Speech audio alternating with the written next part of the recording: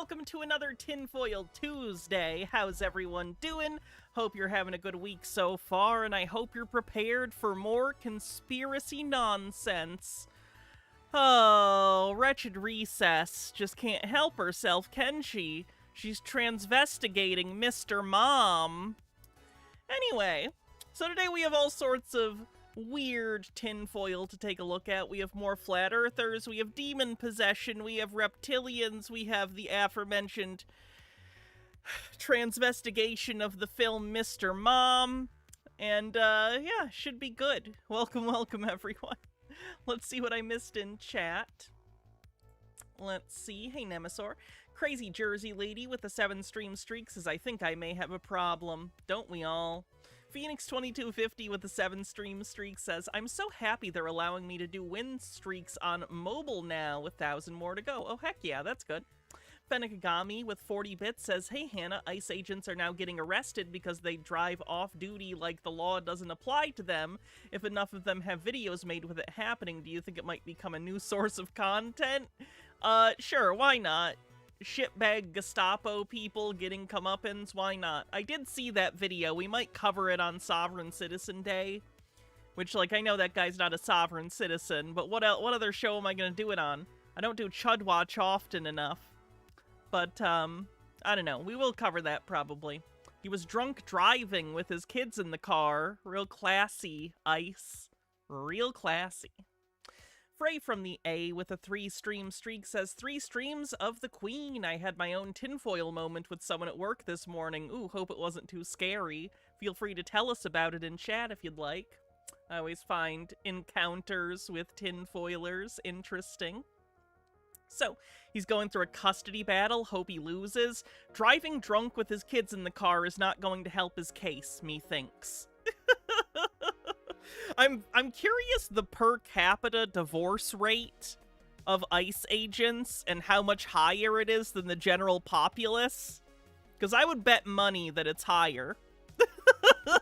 And by, like, a significant amount, not within, like, a margin of error. Empty Dur with 12 months says, 1 year, baby. Happy first year anniversary. Nemesaur with a 95 stream streak says, 5 away from a perfect square watch streak. Indeedly do. Let's see, what else? Let's do my little housekeeping before we jump into the tinfoil. If you want to help support the stream, I am doing another promo today on Twitch. Gift sub bundles of 5 or more are 35% off, so if you want to help support the stream, today's a great day to do it at a discount.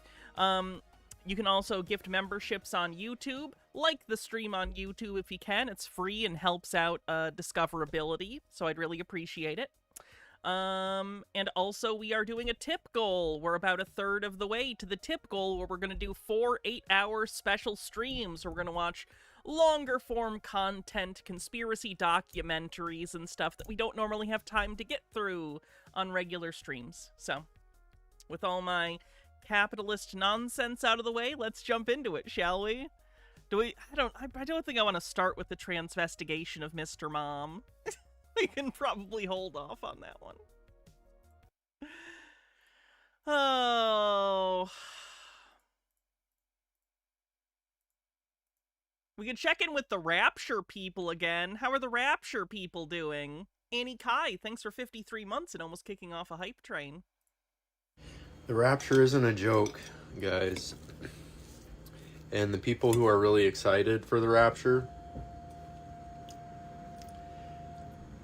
a lot of them just have holes in their hearts. Oh, he's doing this while he's eating, too. And they're excited to go back home.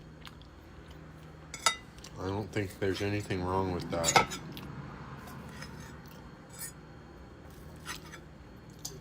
I think wanting to disassociate from your life so badly that you want the whole world to end is indicative of some severe mental health problems that you probably need to go to therapy for.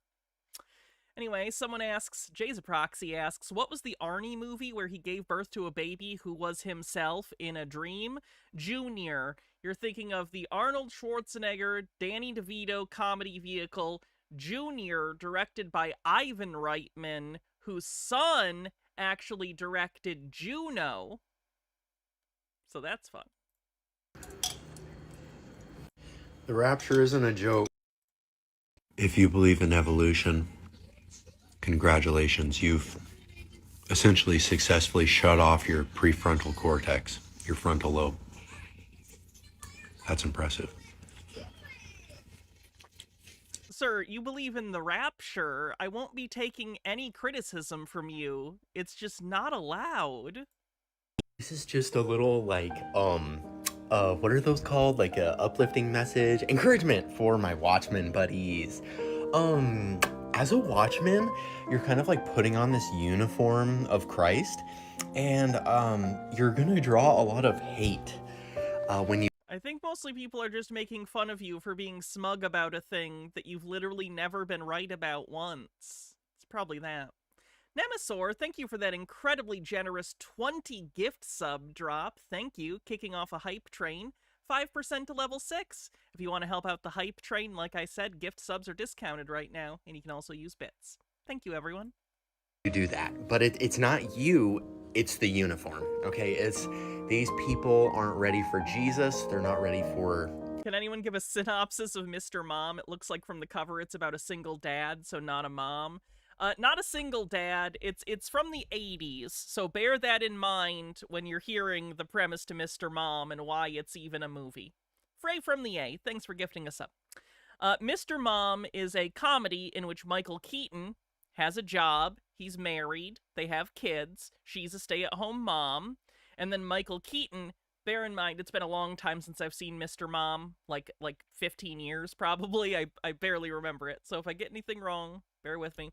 But I think he loses his job, and the mother ends up going to work because she's able to get a job quite quickly, and he starts taking care of their kids. Now, it's the 80s, so it's a comedy whose whole premise was, wouldn't it be crazy if men actually parented their children? Which, looking back, is, like, weird that that was a comedy instead of just like, wait, what? You don't take care of your children because you're a man? But that's the premise. So she's going to transvestigate Mr. Mom, the movie, not the guy. She actually transvestigates the woman from Mr. Mom more so than Michael Keaton. Daddy Daycare has a similar premise. Yeah, I kind of at least get Daddy Daycare in that, like, whether you're a man or a woman or non-binary, taking care of like a dozen children, especially children that are not your children, is a very different thing than taking care of your own children. Does that make sense? Daddy Daycare is not as, like, kind of questionable to me because, like, any group of people trying to start a daycare with no childcare experiences would have issues. Does that make sense? I think that movie's a little funny. Church, religion, spirituality, whatever it is, they're not ready for that accountability yet, okay? They're gonna take that out on you, and if you're wearing the uniform, okay, very similar to how a police officer, right, or something, like, they'll just be a normal person. They put that shirt on. They're a cop now, okay? People are flipping them a finger and all sorts of things. So just hang in there, you guys. It's not you. So he's a spiritual cop. It's an interesting thing to self-ascribe as. Is that gonna load? It's a good image, if nothing else. He does look good in the UFO hat. Let's try that again. Fallen angels and humanity? Now that Trump has brokered that peace deal, do you think he'll also... Didn't they immediately break the ceasefire again? Broker the peace deal between the fallen angels and humanity? The Nephilim demons? The aliens that are coming? That's one of the reasons, by the way, that, like, I rolled my eyes when Time magazine put out the cover with Trump, and even though the picture was bad, it was still giving him credit, and I was like, why is he getting credit? Give it a week. Give it a week at least before you act as though something has happened when we all know what's going to happen. But whatever. We can move on. A minute left on the hype train. Let's do some Bob and his demon exorcism.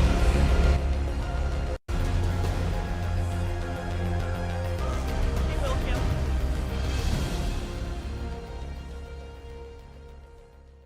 Thanks for joining us today in this special podcast about the topic of how to see people get free from demons. As always, like and share. Please let somebody else know about what you are watching today. Share it and like it on YouTube and subscribe. I did see the AI video, unfortunately. And hit the I'm not surprised. I'm not even registering the minutia like that, like him posting cringy AI stuff unless it's relevant for this show, like the medbeds thing. There's just too much signal to noise ratio. It's real bad, and I'm just trying to keep up. That kind of shit, it's stupid, but it doesn't tell me anything I didn't already know about Donald Trump's character, so it's just whatever. Notification bell, so you are Thanks for the hype train. Part of those who know what's coming before it's actually on the air. And thank you again, always, for supporting this ministry. And I encourage you to become a Freedom Partner. But more about that in a little bit. You can always text to give by just using the word give at 833-361-4711. Look at me. If you've not seen me cover Bob before, because I guess it has been a while, Bob is a grifter who has spent the last 40 or 50 years of his life cosplaying as a pastor and doing his own ministry where he exorcises demons. His entire career, he should be thanking William Peter Blatty for, because if it wasn't for the film The Exorcist, society wouldn't be primed for this particular grift. So yeah, he basically just deals with people with spiritual psychosis, usually, who have been convinced that they have demons, and he exorcises them. Of course, there's nothing really to exorcise. It's psychosomatic, but he goes through the motions and he takes their money. You get it. Fennikagami with 40 bits says there's a song called Mr. Mom whose whole premise is the same as the movie, but the comedy in the song is that the dad thought it would basically be a vacation because he thought mom had the easy job, and he learns the fact that raising kids tends to be the hardest job. Dr. Worm with 100 bits says there's a video online calling out Bob Larson for using the same actress in one of his exorcism videos as another online exorcist grifter. Apparently these people get passed around. Are you kidding me? You know, maybe she just caught another demon. Maybe Bob couldn't quite get the job done, so the demon reasserted itself and she went to the other exorcist. Probably a scam, though. I think heuristics sort of dictate most likely a scam. Say, with my kingdom. With my kingdom. Look at me. We receive. Python is here too. Oh, well. Did that count as shilling scamming on the bingo card? Yes. Shilling scamming on the bingo card. Okay. I bind Python on all the serpentine variations of this spirit. Well, Python, the sorcery spirit from the black magic, of course. Look at me. So it's Quetzalcoatl, it's Python, it's the Quetzalcoatl from the Aztec, right? Not Incan. Aztec religion, I want to say, has Quetzalcoatl. I don't know.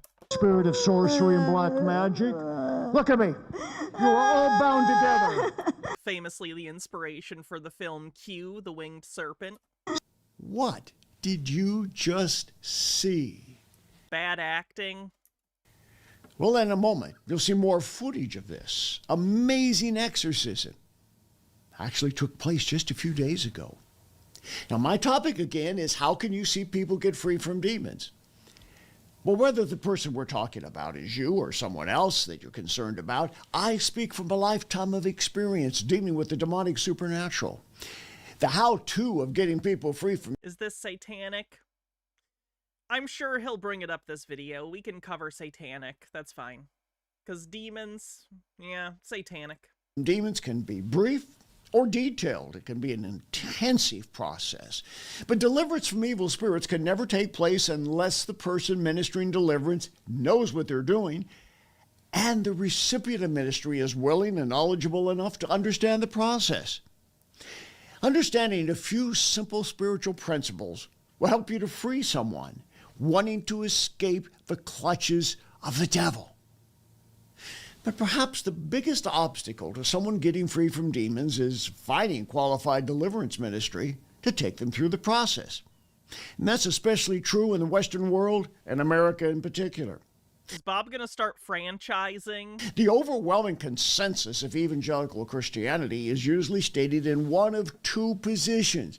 One, the age of exorcism and deliverance is past, and all you need to do is give someone the gospel of Christ, lead them to the Lord, and anything evil in their life is going to automatically leave.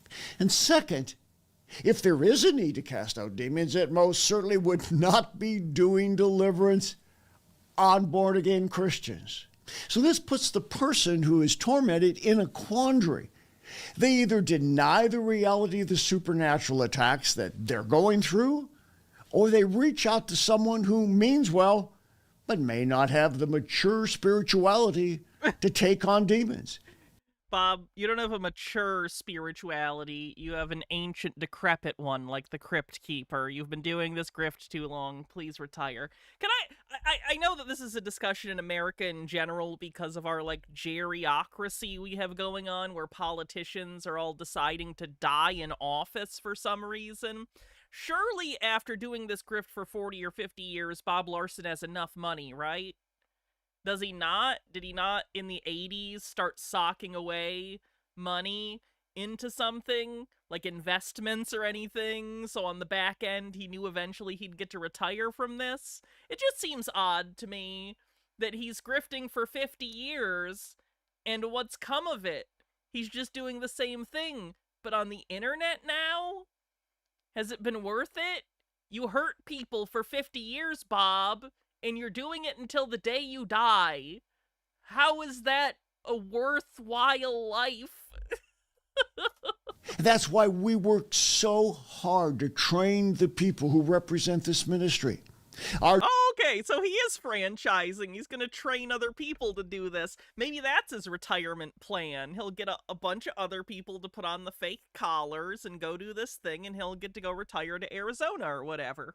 Do what Jesus did with his girlfriend Jezebel. Teams, and most important, our associate ministers.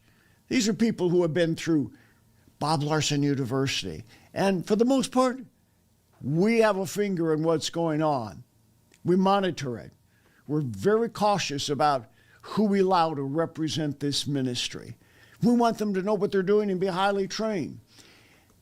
But what's most grievous is the thought that even when people demonstrably have demons, most Christian leaders... I don't think you should use the word demonstrably and demons together like that. You kind of can't demonstrate them because they're supernatural, right? Won't do anything about it.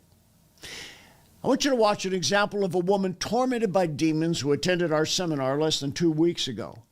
The entire exorcism will be posted on our streaming platform, Exdunamis, but here is a quick look at how much misery in this woman's life was caused by black magic demons. My stepfather's grandmother used to do black magic. She had a book of black magic. So the stepfather's grandmother did black magic.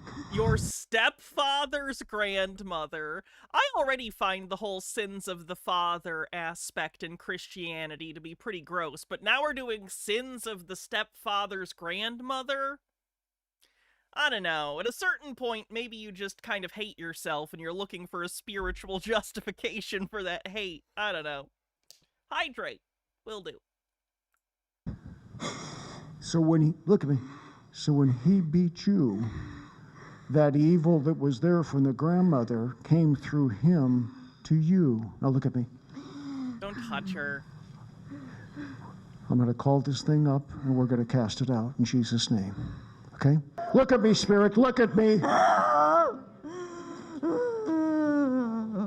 Ecclesiastes 4:12 says, a threefold cord is not easily broken. I take the cord of Scripture and I bind. If I was a cop, which, what a nightmare world that would be, but this is probably one of the reasons I'd probably get fired. If I was a cop, I He couldn't do this. There are rules. You need to have probable cause.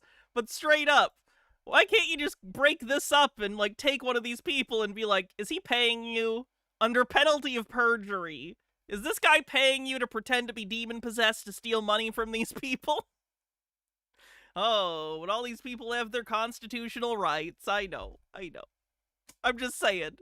On some level, don't you kind of just want grifters to, like, just get called out? Just once. Once ever. I miss James Randi. Bind the serpent to all the spirits of witchcraft and black magic that have tormented this woman through every ancestry. Come closer. Look at me.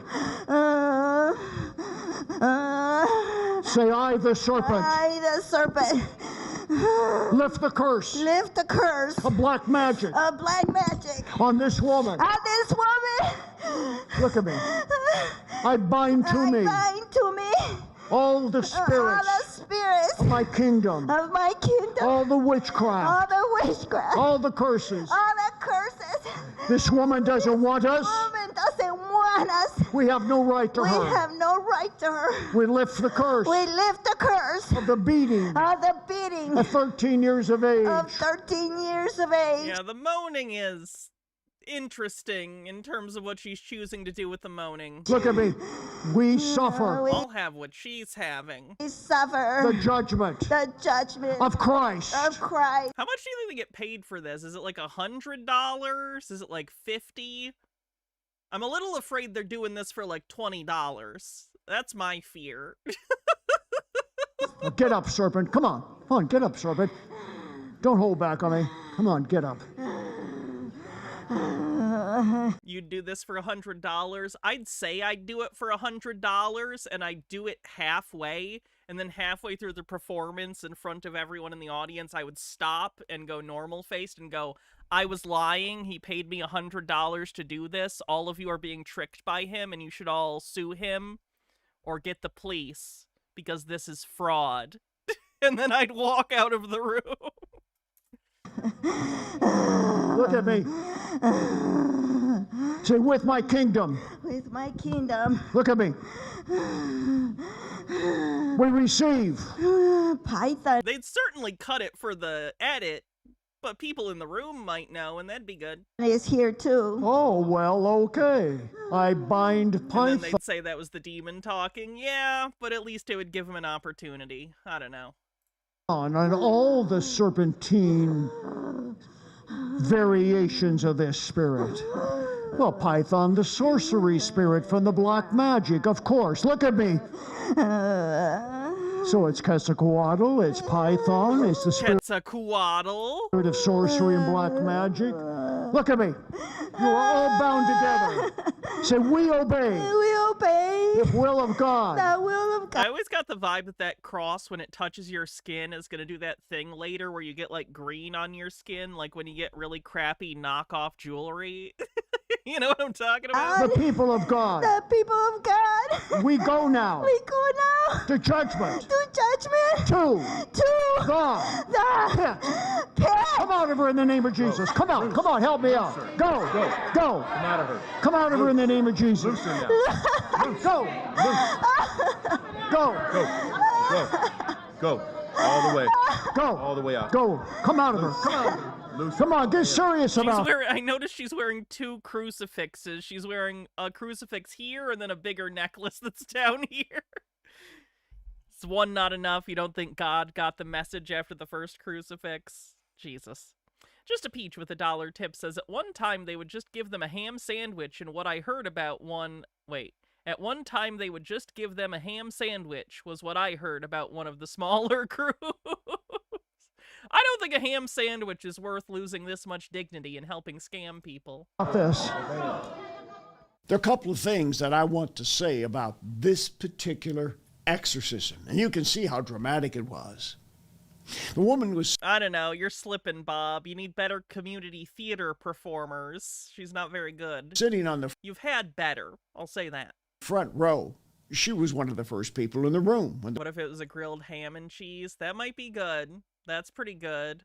I'm actually planning later to make a chicken melt for dinner. It's gonna be good. The doors to the seminar were Hannah mentions cheese on the bingo card. opened, and she sat right on the corner on the aisle in the front row to make sure that I got her attention. And I noticed that she had one of our crosses of deliverance was hanging around her neck. But also I know Wait, so it didn't work? That seems like an anti-advertisement. She had one of your crosses, but she was still possessed with a demon? Why should anyone buy your crosses then? It didn't help her. Which cheese? Probably just American cheese. Melts or American cheese is very good for melts.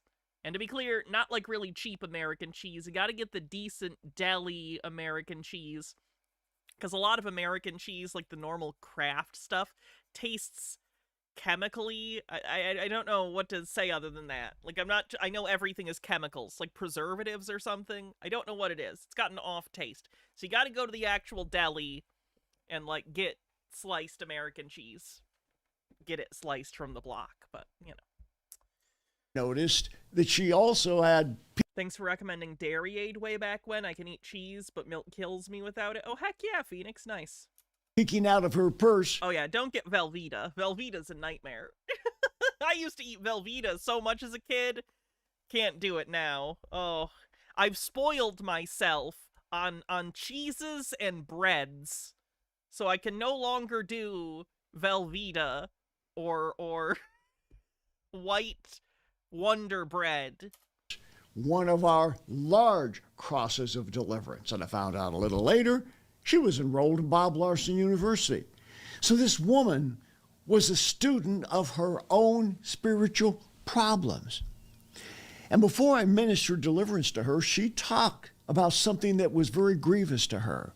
At her own church, which I won't name, a church in Phoenix that I'm very familiar with, during the Sunday morning service, a woman had manifested a demon. Now, this lady knew it was a manifestation, obviously, because of what she had studied through Bob Larson University and watching our videos on YouTube. So someone was having religious psychosis and decided because you've primed them to believe demons are real, not just him, obviously the religion as a whole does that, but he's certainly turbocharging the beliefs by trying to present fake evidence of people possessed by demons to people and doing this whole weird psychodrama with them. But he's kind of describing how he's victimizing people. Shame. Apparently, the woman fell out on the floor in a demonic fit. No one would help her. Probably no one knew what to do, and if they had, there was likely nothing they were going to do about it. No one would help her. She just lay there. Now, this dear lady, on whom you just saw me cast out demons, got on her knees with this woman, started rebuking the devil. Well, you know what happened next, don't you? The leadership of the church stepped forward and pushed her out of the way and removed the woman from the church. No one offered to help her. She doesn't need help from the church. She needs help from mental health care professionals, Bob. Ah, but there's something else you need to know. The world was watching what happened in our seminar. CNN, yes, I said CNN, was there to hear my teaching about demons, and they were filming the entire process, including this exorcism. In fact, this is the second time CNN has sent a crew in the last few weeks to our offices to interview me, and they're coming back again. I don't know if you've had an opportunity to see Anderson Cooper's new series called The Whole Story. It's quite good. You can see episodes on YouTube. I encourage you to watch some of them. Well, they're going to do a series on exorcism. Are they really? That's fucking pathetic. Like, I would imagine that they're gonna not, like, go like, this is all real, but they're gonna give enough, they're gonna lend enough credence to this by doing that special that it pisses me off. At least a single documentary to get its... Every large news network has and I mean, the process began before I was even born. I'm aware of this, but like, just in the last 10 years, things have accelerated so quickly towards news And it was already there, I know, but it's gotten so much worse, slanted towards entertainment and sensationalism and trying to just chase eyeballs in this attention economy that it's given up any even minuscule semblance of journalistic integrity or responsibility. And I know that these things are idealized anyway. Like, if you look at the actual history of journalism, it's full of bullshit. I know that there's no golden era of journalism where everyone is respected and everyone's doing the right thing. I know, but it just pisses me off that we are where we are in the information age where we should have access to better information than ever. It's all being sensationalized into fucking slop. Overthought with 100 bits says, the irony of Bob, dressed as a Catholic priest having the Protestant flag in the background, really committing to the authenticity. Started, and we are going to be, apparently, you never know in the media what's going to happen until it actually airs, but a central part, we're going to be a central part of what the story of exorcism and the rise is all about. And they're curious, they want to know why there is all this talk about exorcism today and why all this activity. And as they said to me when they first asked to talk with me and come and film at the seminar, everywhere we go, your name comes up. I'm just going to be honest, if CNN did not find a bunch of the people Bob paid in these videos, fuck them. Already kind of fuck CNN for a lot of reasons, but if they really cover this and bring up Bob at length in that series and don't do the journalistic due diligence to try and find out who some of these people are and contact them after the fact, what are we even doing? What are they even claiming to do as journalists if they don't do that? I know I'm already kind of pre-mad about a thing that might not even be a big deal. Maybe they do, and maybe I'm the asshole for being concerned they won't. But I am concerned they won't. You're the go-to person to talk to about this. Well, I'm very grateful to the Lord. And I'm humbled that the Lord has given me this opportunity to be a spokesperson for this generation on the topic of deliverance and exorcism. For this generation?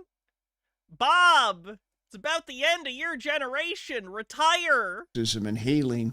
Every boomer, I'm begging you, retire. You are holding everything in the world hostage. Please let it go. And I'm just so thankful God has put this anointing and calling upon us to set people free, like the woman that you just saw. What's really interesting here, though, is that the secular world is more interested in deliverance and exorcism than most pastors. What a tragedy. Because of God's blessing. This is going to set, and I don't mean this about all boomers. I know that there are certainly boomers who did well in life and those who did not due to luck and other factors. But I do find it interesting that it feels like at least boomers who did well for themselves in their lives, people who really made out, really are not able to let go of their work. And I'm almost wondering if some of it's a fear of mortality. And it's like if some of these people, the older politicians, Bob Larson, older people at like businesses and stuff that should have retired 10 or 15 years ago, it's almost like if they retire, it's the admission that they're in the last act of their life. And it's like they don't want to do that. They've had so much material wealth. They've had more material wealth given to them than any generation in human history. And it's like some of them cannot admit that, like, okay, had a good run. It's coming to an end now, though. Probably time to relax until it's time to check out. You know what I mean? And I think some of them are just in very, very, very big denial about it. So, I don't know. Our ministry's been able to get the eyes and ears of the secular world to further the message that people can be free from demonic bondage. What if demons aren't real and you've wasted your whole life? Green guy with the tip says, Hannah, I know it's hard for you to get by, but Trump is a grift. Trump is a grift. I don't understand what you mean, though. You've been getting some emails from me. If you That sentence confused me. Perhaps further explain. Or don't. Whatever. have previously followed our ministry, and those emails are about our efforts to establish a base of support to carry on this ministry. You may not realize this, but not a single church in America supports us. No Christian philanthropy is behind us. It's just us and the people with us on the front lines of ministry, and you making it possible. Grimsbane says, I looked it up and Bob has been covered by CNN at least twice in 2006 and 2014, and both times they just talk about him and then ask, what do you think? That's my least favorite kind of fucking journalism, is when they don't actually do any kind of investigation. You found one of the CNN clips. I'm not going to click on it just because I don't know if CNN will get upset about me using their clip. But, like, what are we doing? What are you doing? Like, do they understand that by framing it that way, they're not being neutral? You're lending credence to this man's scams. And in spite of this lack of support from the mainstream Christian community, by God's grace, with his help, we've persevered for 5 decades, since 1971, to establish credibility for the ministry of deliverance. But there's a lot of confusion about deliverance today. Some of it's due to social media hype, and a lot of things are going on culturally and politically, and as a result, over the last months, our support has been lagging seriously. Uh-oh. Is Bob's audience dying off? Are the key people he's been grifting money off of for decades perhaps taking the long nap and they can't send their $100 checks every month now? Laura and I prayed about this. And the Lord has directed us to a way that you and I can join together to set people free in the name of Jesus. I don't know if I've ever simply explained the mission of this ministry, so can I just take a couple of minutes and lay it out for you?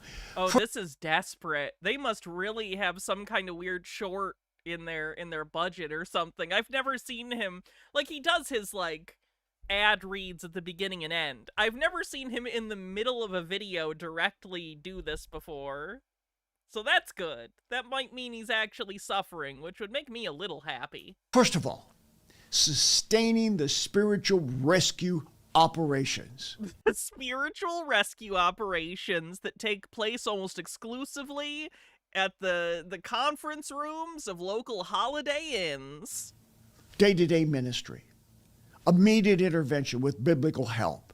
Just like you saw with the lady a moment ago. I would say, if I ever won the lottery, I would try to do, since people like CNN don't do their fucking jobs, if I ever won the lottery, I would James Randi this shit.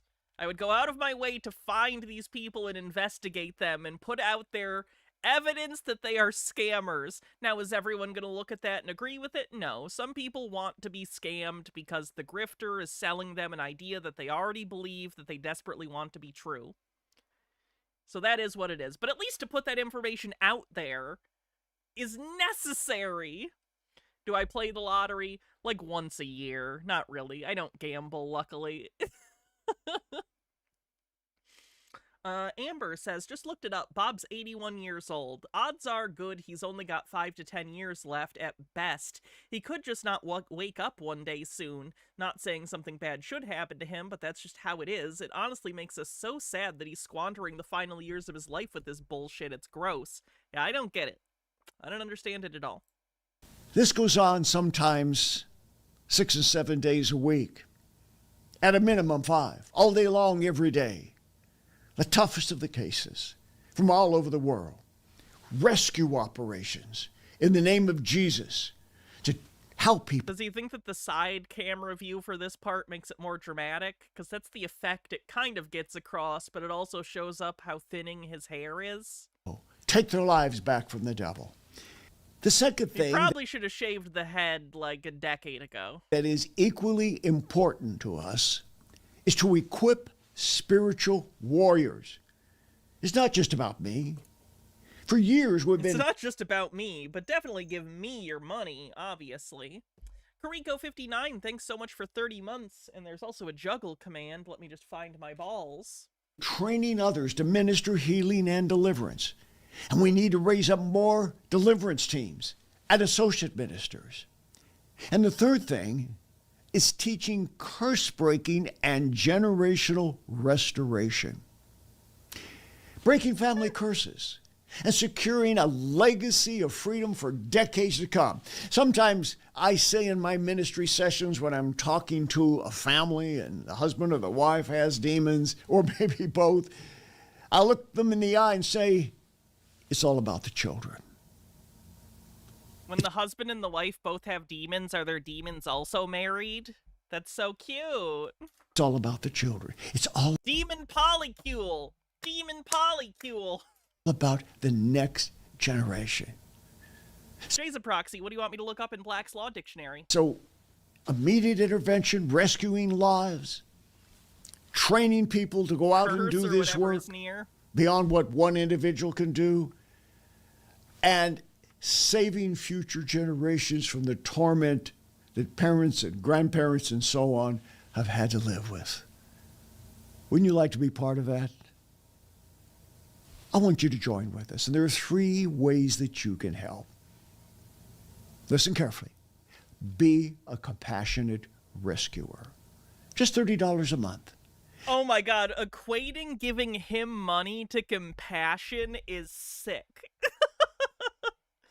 Let me see. Courtesy, close enough. At common law, a husband's right upon his wife's death to a life estate in the land that his wife owned during their marriage, assuming that a child was born alive to the couple. We did it.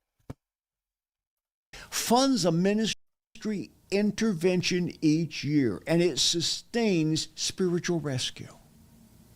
Or be what we call a ministry maker. $100 a month trains a deliverance minister who will reach scores in 1 year as a spiritual warrior. And third, you may choose to be a legacy Liberator for $250 a month. $5 a month. liberator by giving $250 or more a month in funds to help a family receive deliverance for freedom. Anyone asking you for $250 a month as a donation is a fucking asshole, by the way. No one should ask for that, ever. Curses, to establish a new godly legacy free from demonic bondage. And I've set a goal. I believe goals are very important if we're going to achieve what it is God has laid upon our heart. You know, I said a moment ago that 1971 was when this ministry... Is that $3,000 a year? That's insane. ...really started casting out demons. Well, I'm looking for 197 people between now and the end of the year who will be what I call a founding freedom partner. And we're going to do several things for you to show our appreciation. We're going to send you a certificate. Ooh, that cost a whole $3 to print. We're going to put your name in a special partner prayer book. So asking for $249.99 a month is okay? Well, that is a deal. At least my brain tells me it is. And we're going to give you access to special reports and quarterly Zoom calls. You're also going to have complimentary access to our inspirational streaming platform, Exdunamis. I've got a lot more to say about this topic of setting people free from demons, but first, I need those of you who have been helped by this ministry and those of you who see the value of this ministry to take action right now. Go to boblarson.org/freedom partner. And while you take a moment to take action, here's a reminder of the vision that Laura and I have for this ministry. And remember, that's boblarson.org. This whole video was just a crummy ad, by the way. Freedom partner. Go there right now. Anna needs a priest costume. I actually don't think I'd be... Maybe a nun costume. I don't think I'd be comfortable wearing a priest costume because it's inherently gendered in a way that would make me uncomfortable. I think it's hard to look like a lady in a priest outfit only because it's so gendered as male. I'm overthinking it because of my brain worms, almost certainly, but I wouldn't want to wear a priest outfit. And I want you to partner with us to fulfill the calling of this ministry. Oh my god, is that his wife? Is she 30 years younger than him? Like, I know she's not, like, she's probably, what, 50 something, maybe? But, like, he's like 80.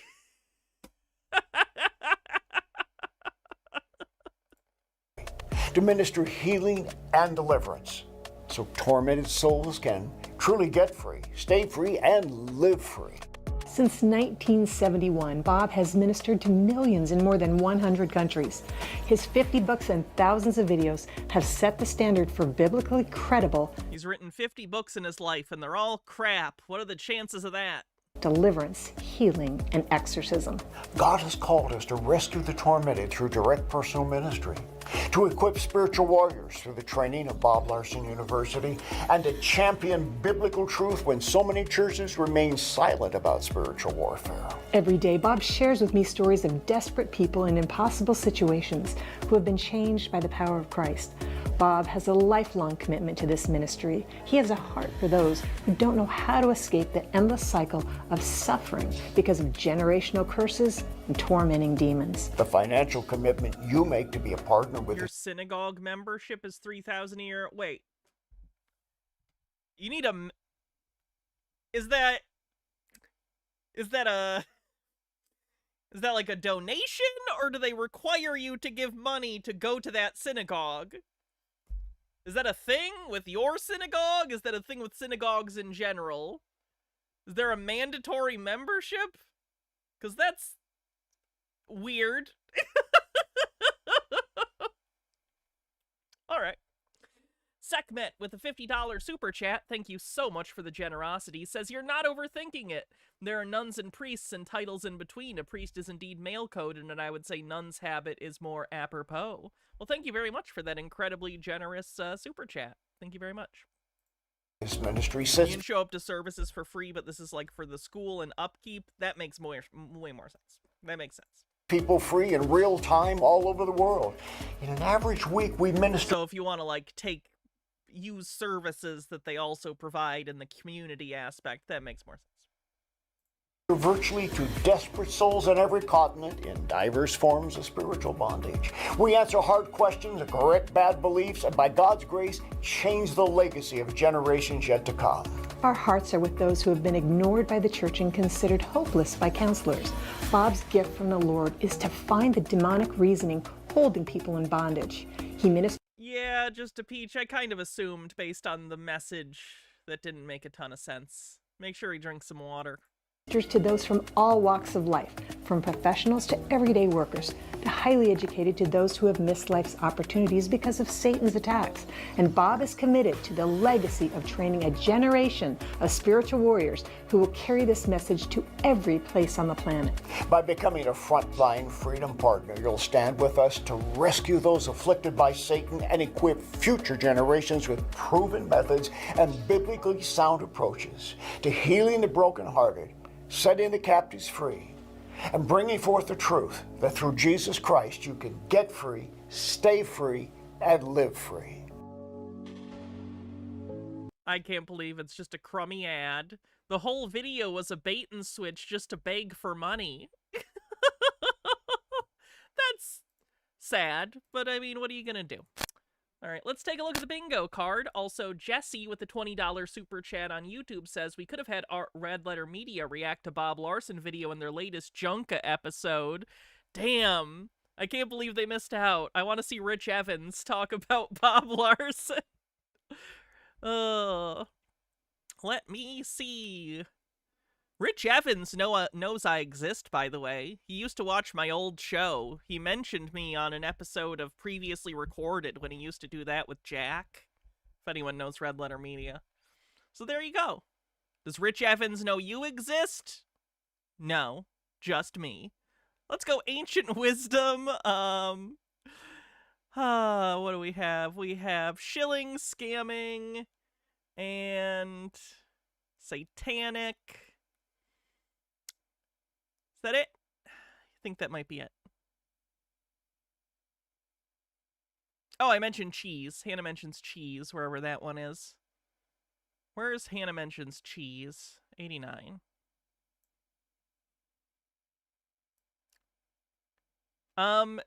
Do your research on the bingo card.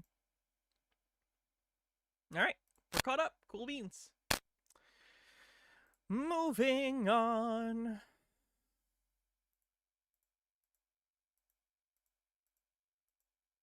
Let's do some Flat Earth stuff. This is just a mix of Flat Earth videos edited together. So let's take a look. So let's go again, okay? So I promised I would do this. This is a little test that you can do at home. I've just put a bowl in a sink of water. I've put a plant inside of that. That represents the ecosystem that can produce its own oxygen inside a sealed and contained environment. When Okay. I place this bowl on top, what you're going to notice is this bowl... Full disclosure, I've seen this video before, not the whole video, but this particular section. I don't even understand exactly what he's trying to demonstrate here, other than you can have an area that's covered that doesn't have water underwater, which no one was disagreeing with. Like, people are aware of this as a physics thing. Starts to go down to a different level. Watch. As I push the bowl down into the water, water does not enter into the bowl. Mind you have to keep it straight. So water's not entering in. You might see the odd bubble escape. That's because I haven't kept it perfectly straight. But that means that no air is now in there with the water, okay? Now as I lift this bowl up, you'll notice the other bowl underneath, the white bowl, starts to come up with it as the level of the seal rises to the surface of the water. Now watch it pop as I release the pressure on the seal. It's a firmament thing. Did you see the pop? Uh-huh. And what? The bowl is dry. No water entered in. Yeah, yes, it created a seal. Like, I think maybe not everyone's done this, but like, I learned this as a kid. I think in elementary school, they demonstrated this to us. I guess I'm not sure why he thinks this shows the Earth is flat.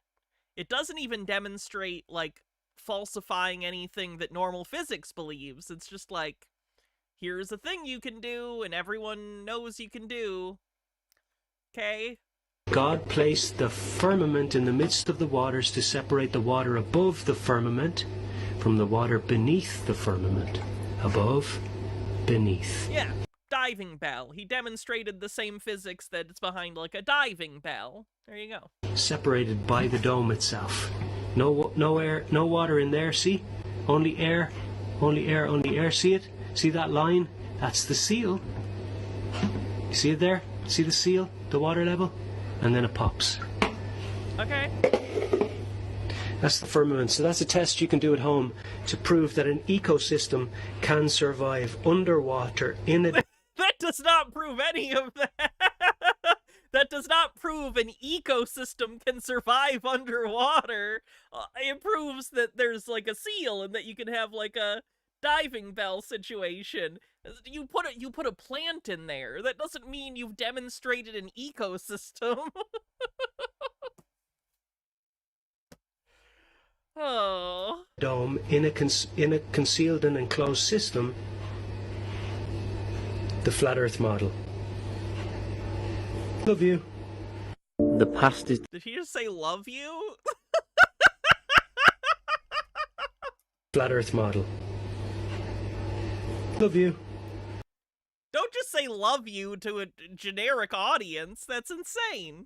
The past is the future, because time is a cycle, not a... Uses AI on the bingo card. This is definitely an AI photo. A lot of conspiracy circles have started using AI photos. A lot of Tartaria conspiracies, have started using AI photos and be like, look at this photo from the past, and they act as though it's a real picture instead of AI. line. Our education system and history books will tell us that we were primitive, but when we look at our history with real eyes, we realize that they are real lies. The flaw... Oh, he rhymed. It has to be true. flawless geometrical symmetrical patterns we see in ancient architecture prove that we were more advanced. Why? This is something I've noticed a lot with the Tartaria people, too. They think that geometric patterns, or that, like, specific architectural patterns are equivalent to technological progress, and I don't understand why they think this. I don't understand why they think that these beautiful designs are beyond us today, or that it means that they secretly had technology that we don't have now. Like, you could make this today, it just takes a lot of work and effort and skill and, you know, frankly, artistic talent. But, like, yeah, people could do this now. We just, like, have tools that allow us to do it with other ways. And usually, I've talked about this before with Tartaria people, they tend to look at, like, modern skyscraper office buildings, you know, basically squares covered in windows, and they seem to think that it means we are incapable of creating more complex architecture, when in reality, it's usually a cost thing, right? They're building a building to be an office or something. They're not trying to make a religious or cultural statement like many of the buildings that they point to in the past, which are usually something along the lines of castles, cathedrals, churches, governmental buildings that have some sort of, like, important societal function that might be more what's the word I'm thinking of? Ornate. They might be more ornate, or things along those lines. Mastery of masonry was not made by people on a pay packet. These structures, temples and megaliths were crafted by a people who were free to practice their craft. The magnificent intricacy of these structures were built to tell a story. Their builders understood sound, frequency and vibration. Vibes-based conspiracy on the bingo card. We are beginning to remember the ways of the ancients, and we are scratching the surface of their mastery. It's time to unbind your mind and stop trusting the people charging you to exist. Science tells us that the Earth is a sphere and that it rotates around the sun. But what does God's word have to say about God's creation?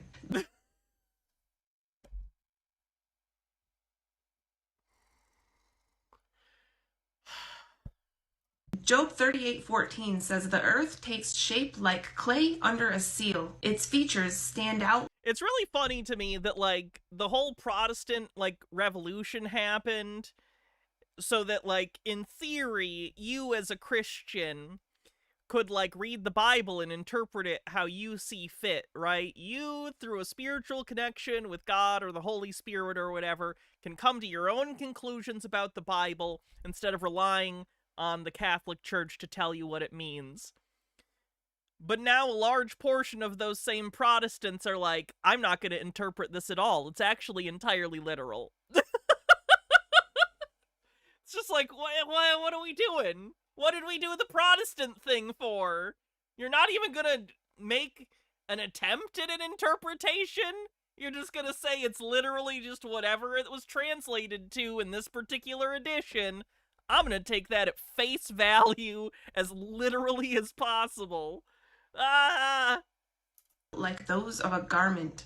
A seal is one of those little pressers that was used to press wax down onto an envelope where an envelope was to be sealed at. A seal would create a perfect circle of pressed wax that would secure the envelope closed. The pressing down of the seal onto the wax would cause the wax to be pressed up around the edges, creating a type of raised outer ledge. So the earth takes shape. It's a seal. You can just say a seal. Like Sweet Lily Love with 40 bits says, the Bible also says the earth has 4 corners, yet flat earthers always show a round circle. Clay under a seal. Its features stand out like those of a garment. If you've ever been up high in an airplane looking down, the land looks like that of a velvety embroidered shirt or robe with different swirly designs. Looks like the texture of fabric. Velvety embroidery, the best way. I've been on many airplanes. I've been on planes dozens and dozens and dozens of times in my life. I would not describe looking at the earth that way. I can describe it. Psalm 75:3 says, "When the earth and all its people quake, it is I who hold its pillars firm." 1 Samuel 2:8, "For the foundations of the earth are the Lord's. On them he has set the world." The foundations are the pillars. Job 9.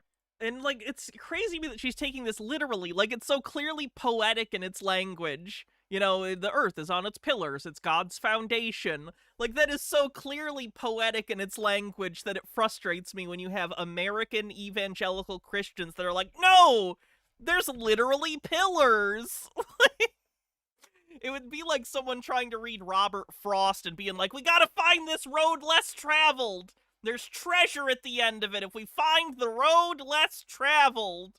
And it's like, I think you misinterpreted what was being explained to you. 9:6 says, "He shakes the earth from its place and makes its pillars tremble." Psalm 102:25 says, "In the beginning you laid the foundations of the earth." Psalm 104:5 says, "He set the earth on its foundations. It can never be moved." Job 38:4-6 says, "Where were you when I laid the earth's foundation? Tell me, if you understand, who marked off its dimensions? Surely you know. Who stretched the measuring line across it? On what were its footings set, or who laid its cornerstone? If the part of earth that we as humans walk around on and live on was stretched over a spherical shape..."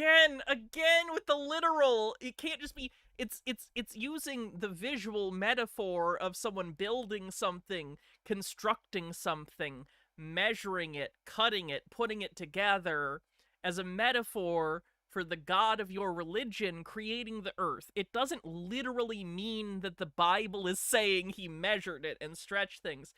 It's employing a visual metaphor that the readers of the day would understand to mean that he is the creator of the world. It doesn't literally mean these actions physically took place in the way that you are imagining. Then it would not be possible to stretch a measuring line across it. You would have to stretch a measuring line. I didn't know Amelia Bedelia started a Bible study. Around it. Job 26:7, where it says, "He hangeth the earth upon nothing." That's because it doesn't need to be hung upon anything. It's firmly... Can I also point out that Martin Luther, thinking that the laity was smart enough to be able to create their own interpretations of the Bible, was, like, clearly horseshit? Just putting that out there. I think he maybe gave a little too much credit to human beings, which you should never do. Founded on pillars. It is already immovable because of its firm foundations. It's just like our dining room table. It doesn't need to be hung on anything because it's firmly... Hey, if you want me to shit-talk Catholicism, I'll shit-talk Catholicism too. Fuck Catholicism and its hierarchical systems. I also dislike Catholicism. I dislike the hypocrisy inherent in Protestantism. I dislike the pedophilia very present in Catholicism. And its own hypocrisies, but yeah. Steve of the Q with 100 bits says, "Hey Hannah, I don't know if you follow Hank Green, but he did an interesting video on why people leap to the conclusion that something unexplained is aliens. One of his points was, the more you want to believe, the more you lose the opportunity to know. And I couldn't help but think how well that applies to Flat Earth, Tartaria, and the other conspiracy theorists you cover on here too. I like Hank Green. I don't watch him regularly, necessarily. I think the most recent thing I watched by him was his video on AI bubble, the AI bubble. But he's good, so that's cool. And I do think that that's pretty apt. Good quote. Founded on pillars. Orion Cooper with the $5 super chat says, "Amelia, that's not the Bible, that's the Necronomicon. You've summoned a Shoggoth. Now clean up all this blood." Shoggoth? Shoggoth? Shoggoth? Shoggoth. Isaiah 40:22 says he sits enthroned above the circle of the earth, and its people are like grasshoppers. If the earth takes shape like clay pressed by a seal, it's going to look like a circle, especially from above. I do think that the entire world is a sphere because we have the heavens above, the skies above us, within a dome-shaped firmament. And Psalm 33:7 says he puts the deep into... One sec.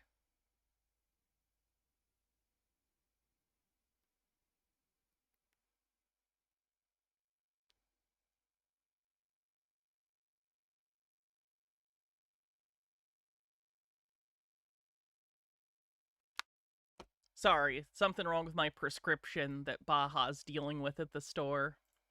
Storehouses. Because I'm switching from pills to injectables for my estrogen, and I'm supposed to be getting, what's the word? Subcutaneous, but the instructions say intramuscular, but the other thing says subcutaneous, and I'm supposed to be getting the subcutaneous injections, but whatever. The deep being the... It's pronounced Shagoth. Cool. Oceans, which makes me think that there is probably a dome shape at the bottom of the world as well, underneath the earth. Probably. That we walk on, the ocean's storehouse. And we are like little grasshoppers on the inside of a terrarium, walking around on land that takes shape like clay under a seal. 1 Chronicles 16:30 says the world is firmly established, it cannot be moved. Psalm 9. The world is a vampire. I heard that once, so that's also probably true, right? 93:1 says the world is established, firm and secure. Psalm 33:13 and 14 says, from the heaven the Lord looks down and sees all mankind. From his dwelling place he watches all who live on the earth. It would be much more practical and logical for God to position everybody on earth in a way that he can view them all at the same time. And I am... You believe in an all-powerful God, but he literally needs line of sight to see you. Understand that. Like he's looking down through a microscope.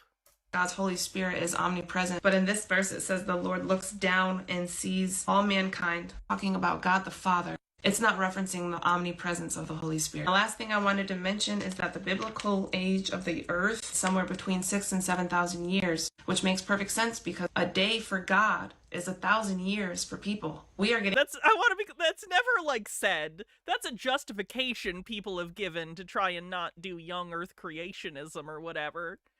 But that's never, like, objectively said to be literally true. Getting close to Jesus' return. We can all feel it. He will return at the end of the 6th day of creation so that he can step in and take a seat in the seat of authority on earth and reign and rest for the 7th day of creation for 1,000 years, 1,000 years that Satan is locked away. But science says that the earth is 4.54 billion years old. It's important to know that it doesn't matter what shape the earth is, it doesn't matter what size the earth is, it doesn't matter what the celestial bodies do in their orbit. I mean, it's pretty important for, like, you know, physics, but whatever. Or any of that. None of that matters. The reason why the enemy doesn't want us to wake up to these truths, as silly as it may seem, is because this is all part of a broader mind control system. These are the beginning truths that unravel the mind control that people are under. If people start to wake up to these truths, they are inevitably going to break away from the mind control that they are currently under. It is bad news for the enemy. Psalms 2:2 says the leaders and kings of the earth band together against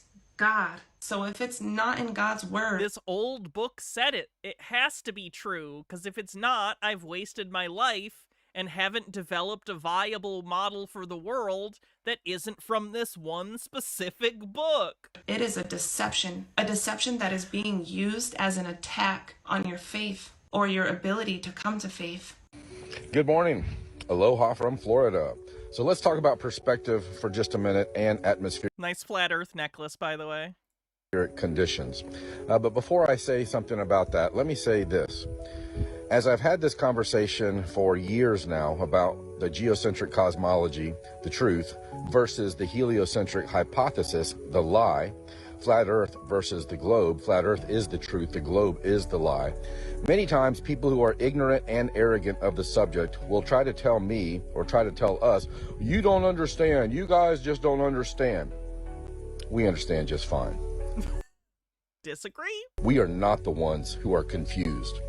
We don't look at a perfectly flat level horizontal horizon and think in our brains that we're looking at curvature. But you can measure the curvature objectively with, like, tools and not just your eyeballs. Flat earthers have this weird thing where they think eyeballing it is, like, the highest standard of evidence, and it's not. That's basically just anecdotal and based entirely on your own subjective experience. That is the lowest form of evidence, if you even want to call it evidence. That's delusional. That is psychotic. We are not the ones that look at the sun and moon moving through our sky and then believe, oh, the earth is rotating and revolving. That's delusional. That's psychotic. It's not delusional. It is mathematically proven.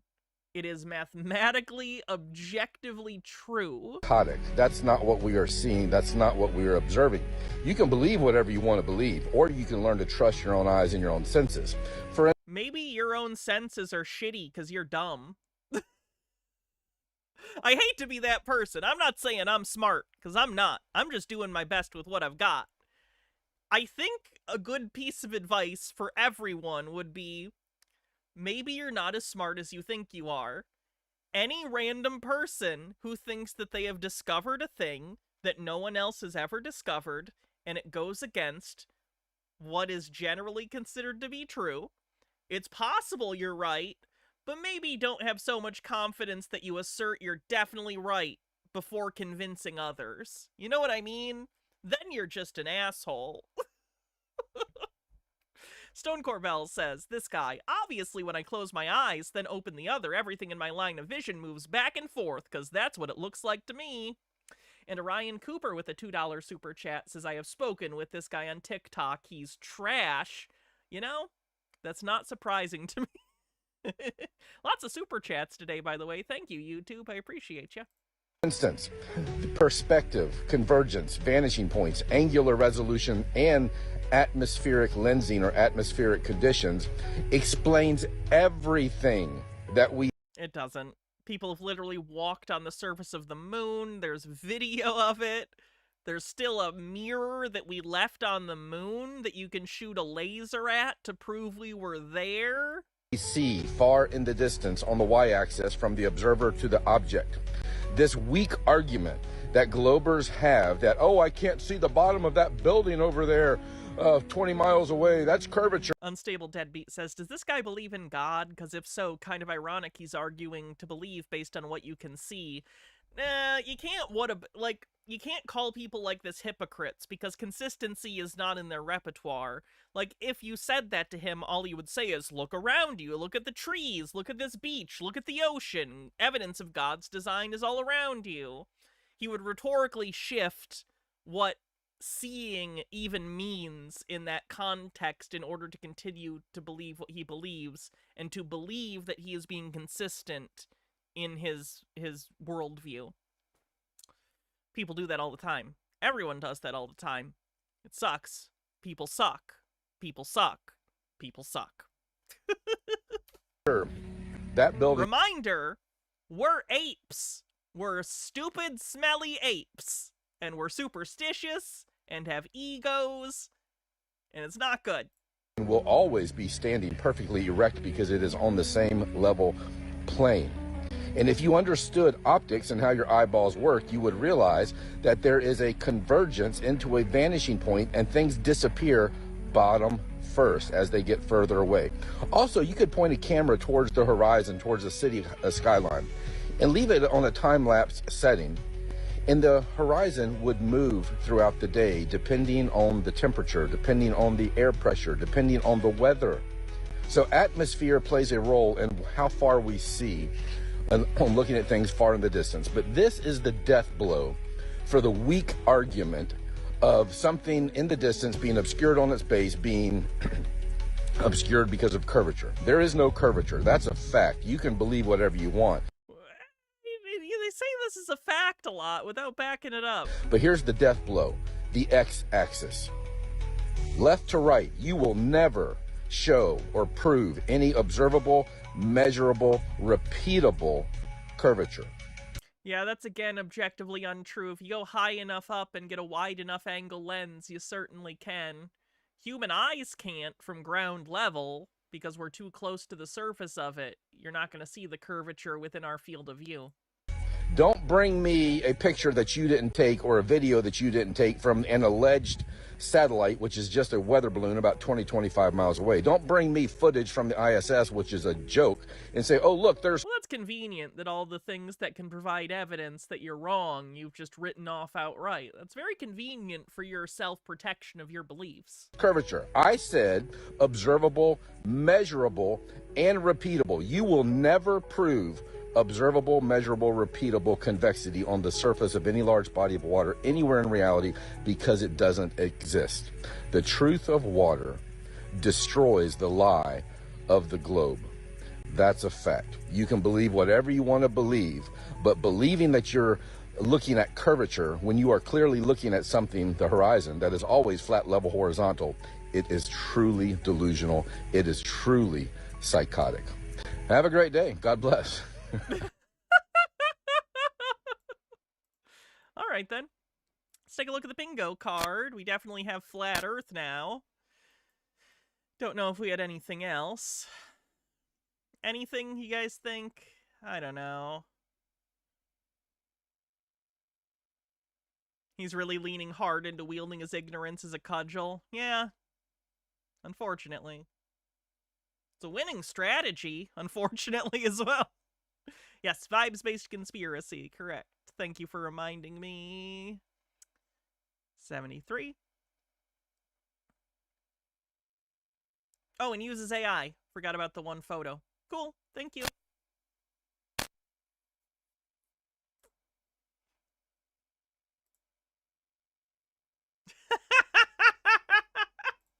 Dear starseeds walking upon Gaia's surface, there is someone in your energetic field right meow who cannot sleep.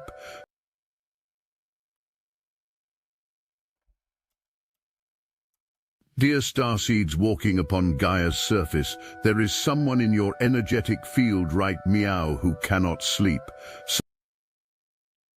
I need to point out that that is not a typo. This channel claims to be messages from an alien species that are cat people.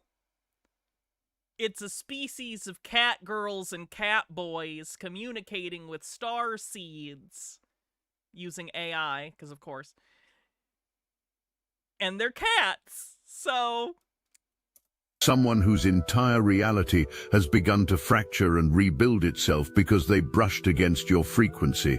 And the most fascinating part, they are standing at the crossroads between gratitude and resentment, unable to decide which path to walk. What I'm about to share with you will illuminate why this moment, this precise cosmic arrangement unfolding on October 21st, has turned you into a catalyst of awakening, whether you intended it or not. I am Zarin, speaking to you from the Larin High Council, and we have been observing this particular pattern in your timeline with great interest. The energy signature you carry, this unmistakable frequency of magic and multidimensional awareness, has been intensifying throughout this year. This is the community I've cultivated. Am I proud? I'm not proud, but I'm not shameful either. So is that a win? Is that a win? But something shifted recently. Perhaps you felt it yourself. A deep recalibration, a pulling back of your energy from external attachments, a decision to anchor so completely into your own truth that the entire world around you had to rearrange itself to match. That inner work you have been doing, that severing of cords and releasing of old patterns, has created a vacuum of sorts. That's enough of that. I just wanted to show you that existed because it's funny. It's AI slop. They don't say a lot. But when I heard them say right meow, I knew I had to show you that. Let's see what's next. So today we're going to go live and we're going to talk about the ether. I think this is going to be an interesting one. And today we're going to show some books, which I always talk about old books before the 1920s that talked about the ether. We're doing a little presentation today, going through the ether. When was the Michelson-Morley experiment? Presumably after that. Let me look. When was the Michelson-Morley experiment?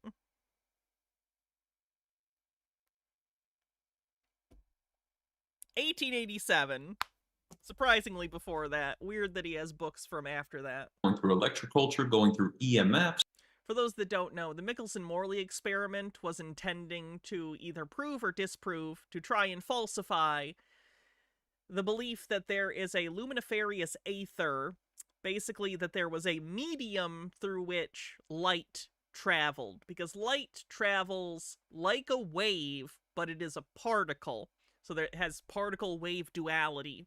is what that's called. So for a long time, they thought, well, it's moving like a wave, and for something to move like a wave, it has to be moving through some medium, right? A wave in water is a wave in the water. A sound wave is waves in, you know, the atmospheric pressure or whatever that's causing the sound that you perceive.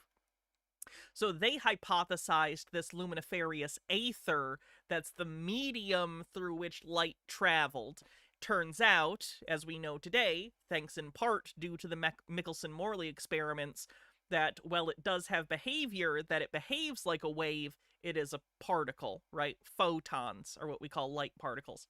So, the luminiferous aether was debunked. It's not a thing, but conspiracy theorists have continued to tout it as though it is, as though they're hiding it from us, and that there's a whole world of secret energy and possibilities if we could just tap into this aether. But it's not real. Again, it was a hypothesis put forward to explain why light behaved like a wave, and then we found the real answer, but they still kept believing the ether thing, even after its usefulness as a hypothesis had been done? Anyway. In ancient history. That's what we're going to go through today. So I got a little slideshow today for you guys to see.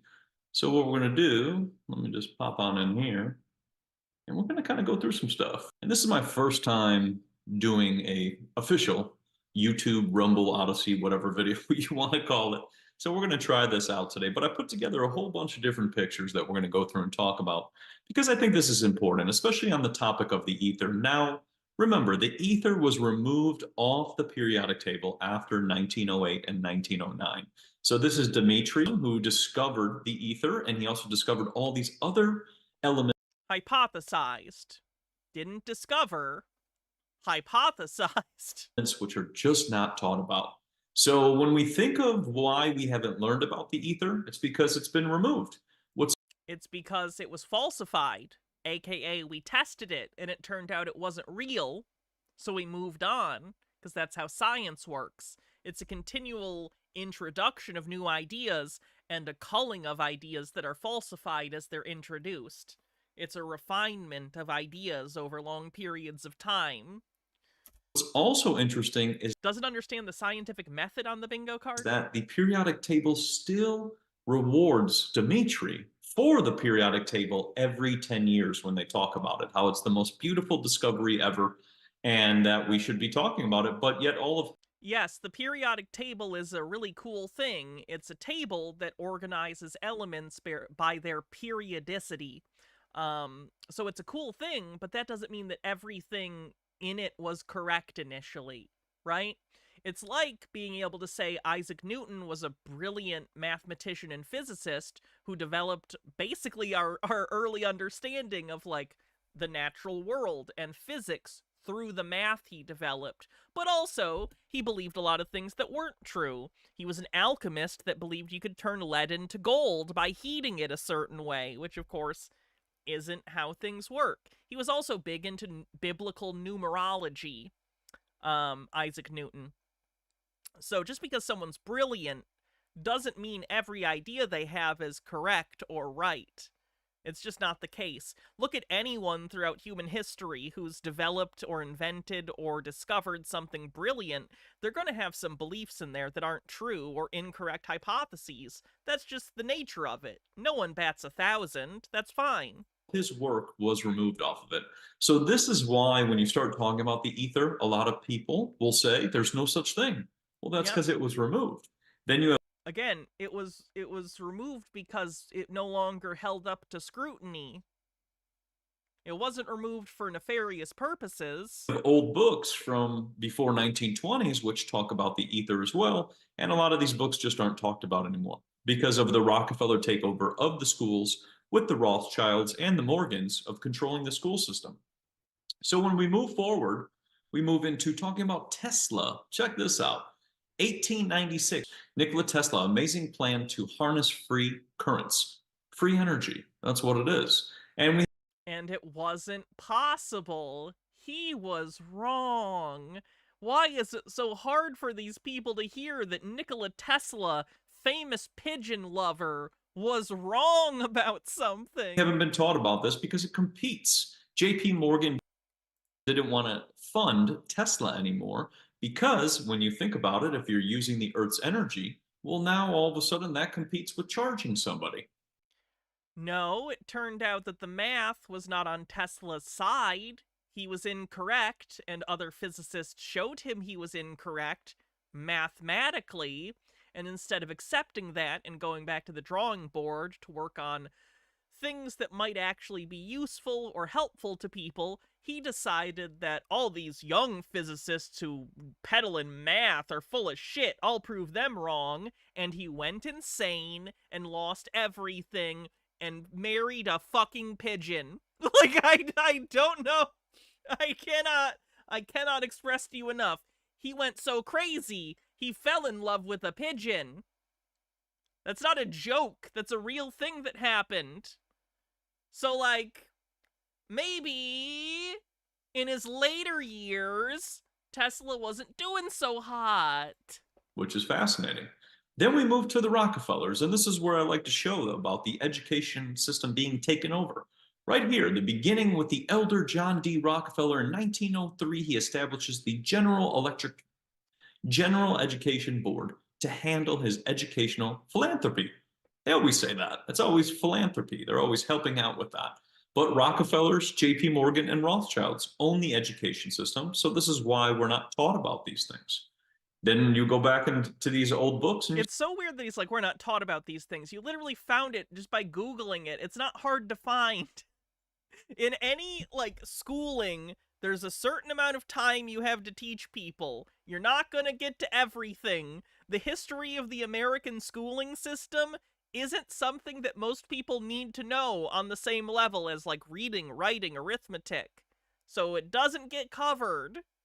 you see the word ether, and look at how it's spelled. The A and the E is always connected, so that's what makes it challenging to find. It's not that you can find it. You can find it by just putting A and E. You don't need to get the special A and E, though you can get that still. It's not that hard to figure out how to do it. But you can just type AETHER and you will find it in Google. Now, I was going through, this is the lexicon of the 1870s. There was a German fellow who created a book called The Builder Atlas, and he went through all of these things and showed everything, almost like the blueprint of humanity. That would be the best way to say this. But check this picture out. If you see right here, these are the antennas. These are what tap into the ether, and those are towers. This type of design and building, all of the resonance and the materials all combining together, doesn't understand architecture on the bingo card. All tap into the beautiful energy that's all around us, known as the ether. And when we look at these old cathedrals and these buildings that we're going to go through today, you see they look like antennas. And it's interesting. They don't. Do you know what an antenna looks like? Just because something is taller than other parts of the building doesn't make it an antenna. Because if they were afraid of light, it's a tower. Why would they be covering all the buildings with antennas? They're not antennas. The fact that to you it looks like an antenna doesn't make it an antenna. It's an architectural feature. I'm not an architect. I don't have a particular special interest in architecture or the history of it, so I can't get into the... I see you, Densetsu. Send me your bingo card on the live stream chat. I would count the books as a defunct source also, yes. What was I saying? Oh, I'm not, like, particularly familiar with, like, what the artistic or architectural purpose of certain towers or spires is in different architectural styles, but I assure you it's there, and if you talk to someone whose special interest was architecture, they'd probably yell a lot about this. Alright, let me take a look and see if we have that bingo card in the live stream chat. Oh, that's the wrong link. Oh, wait. Let me double check that I didn't get the wrong link. There it is. Okay.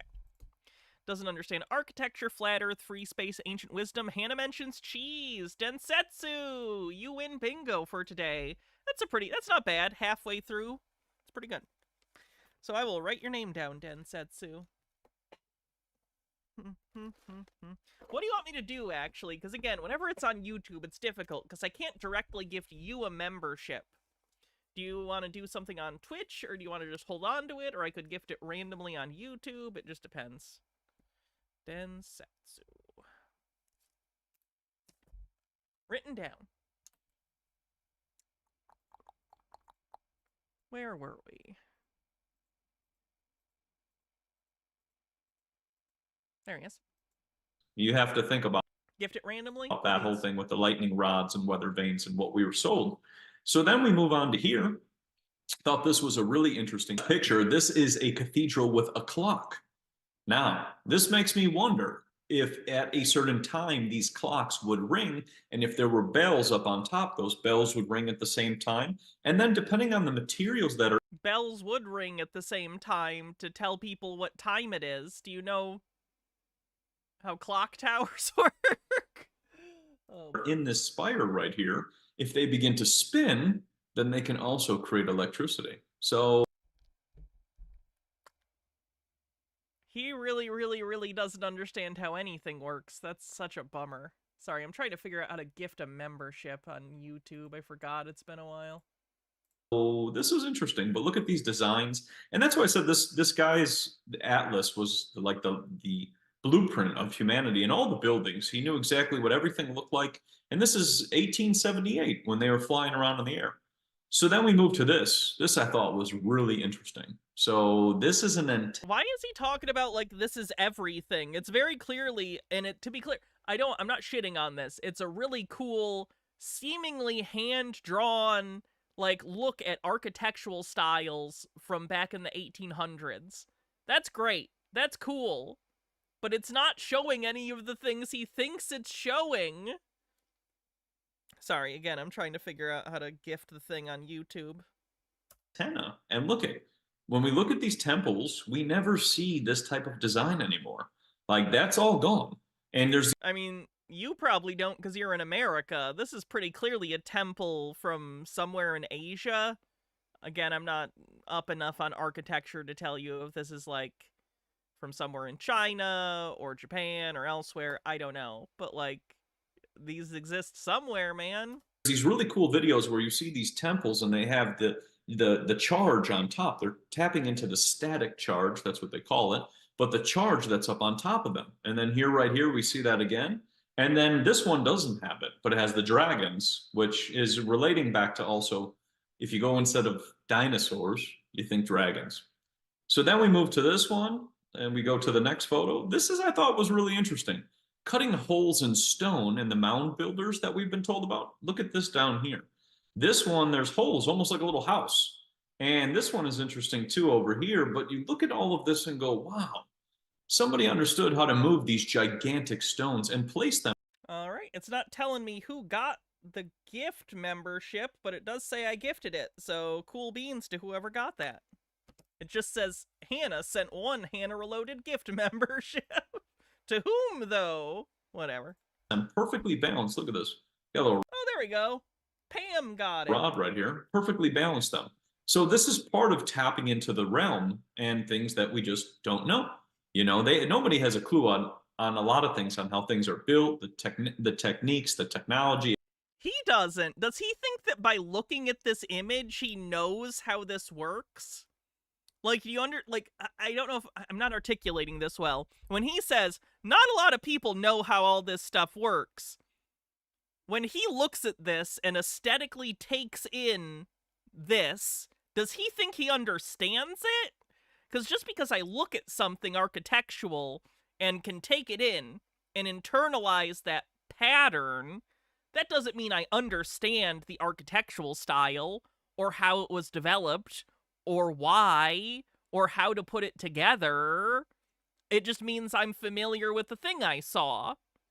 It seems like he thinks seeing something and taking it in aesthetically is the same as knowing it or understanding it, and it's not. It's just being aware, look at that thing. You don't understand that thing, it's just, look, thing. We've talked about this before. It's the moral gravitas of geometric aesthetics. Yeah, humans are like obsessed with the surface layer of things. It's very strange. It sucks. etc. And people are on horses over here, yet moving boulders like this. Then we move into this 1876 World Fair. Yeah, that was an interesting one. That was in Philadelphia. Look at these antennas again, tapping into the ether. And then look at this design. It's not for the ether, sir. Those are probably lightning rods. Or did he say this is for a World's Fair? Probably for a somewhat futuristic aesthetic. World Fairs did that. Just a peach with the dollar tip says they have rebuilt several temples and built short one in the U.S. in the last 25 years. And these buildings are just remarkable. Each one is about 10 to 50 acres, which is mind-blowing during the World Fair. So when they tell you it was all temporary, you have to ask yourself, how can that be temporary at that size? Because how temporary something is has nothing to do with its size? Are you serious? You can build a big building that's supposed to only be there temporarily. And bear in mind, when he says temporary, he doesn't mean like a week. The World's Fairs would usually run for like a year or two, depending on the fair. There's different fairs. But like a lot of them would run for like a year or 2 years. And they'd be like semi-permanent structures. They weren't meant to last forever, but they were there to last for some period of time. And they tend to look more impressive than they actually are, because again, they did a lot of work on the facades, right? We've looked at the World's Fairs before. Like some of them look like very Roman, like they're doing all neoclassical architecture, and they were able to put it up relatively cheaply and quickly because they focused on the aesthetic, right? It wasn't actually made of the same materials that like original like Greco-Roman architecture would have been made out of.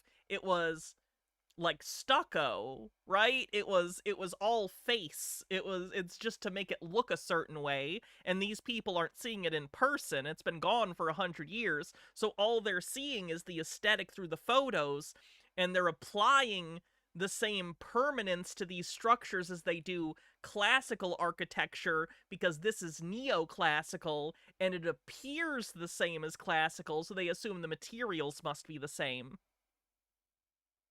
Yeah, like a movie set. It's like a movie set. That's a simpler way to say what I was saying. Yeah. Sekhmet, thank you so much for gifting 5 memberships on YouTube. I really appreciate it. Then we move to this one, and I think this is a really good picture just so you guys can see. Now, this is to put a different perspective of the antennas. Now, those are crucifixes, not antennas. Sweet Lily Love, thanks for gifting a sub to Anti-Material Girl. the antennas on here look like crosses. You have the moon, and then you have these chains hanging, which I think are really interesting. These are also copper domes, which is fascinating. A lot of copper involved with it, which is very conductive. So then you think of a conductive material placed on top of this, and all of these working as antennas to pick up the energy that's all around us. And then you think of the materials that this building. Do you think it's freeing just getting to say anything without fear of consequences? Like just pulling stuff right out of your asshole and just being like, yeah, these antennas would pick up all the energy. Do you think there's something freeing in being able to just say nonsense? Because it would probably be nice, but I think it would eat away at me slowly until I was a husk of a human being. But I guess they seem to do it, and it works out for them. Is made out of, and that would amplify it even more, like one big antenna or generator. But I thought the chains are interesting because you don't see these anymore. This is where things change. You don't see chains anymore? I don't know the symbolic relevance of the stuff hanging down from the crucifix on its sides for this particular church. Looks orthodox, maybe, but I imagine it has its own particular symbolism within their sect of Christianity. So what happens is an antenna like this will lose. Like I could see it being symbolic of the blood that Jesus shed, because it's kind of coming down from the parts where the hands were supposed to have been nailed, or the wrists, rather. Lose the chains, it'll then lose the cross, it'll lose the moon, and then it'll just be a straight rod. And that's usually the whole lightning rod or weather vane. I thought this was really interesting too. This is the old lamps or the old lights of the old world. And if you notice, they also have an antenna on top there. And then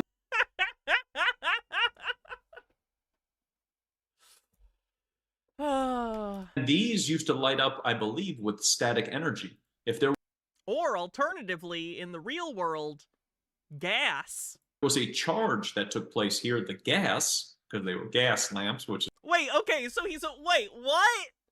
So he is aware they were gas lamps, but he thinks that there was another element. Why would you need the other element? It's gas. You just combust it, and it's done. is funny. But the gas would then pop on, and then you got 1 spoonful of honey with cinnamon before bed equals 0 memory collapse. The secret the billion-dollar industry doesn't want you to know. AI scam ad? If you struggle with memory lapses, confusion, or brain fog, pay close attention. This is an ad literally targeting people with memory and mental issues who don't want to admit they're slipping into dementia. That's depressing. You need to see this. This could change your life the way it changed mine. I'm a woman who broke free from dementia. And no, it wasn't from heavy medications. You can't do that. That's not a thing. How is... Like, I used to see ads for products that were like real products, and you'd buy it and you'd have the product and you'd be like, maybe you wouldn't like the product necessarily, but it was like a real product that you'd have, and it was a real thing. And now it feels like every ad I get, when I do get ads, is for a scam. Every ad is a scam. Nothing is just like a real product or service. It's all scams. And you can't sustain an economy where everything's a scam, because in society, actual things need to be done. Or crossword puzzles. It was the opposite. I got access to a report that was taken offline under industry pressure.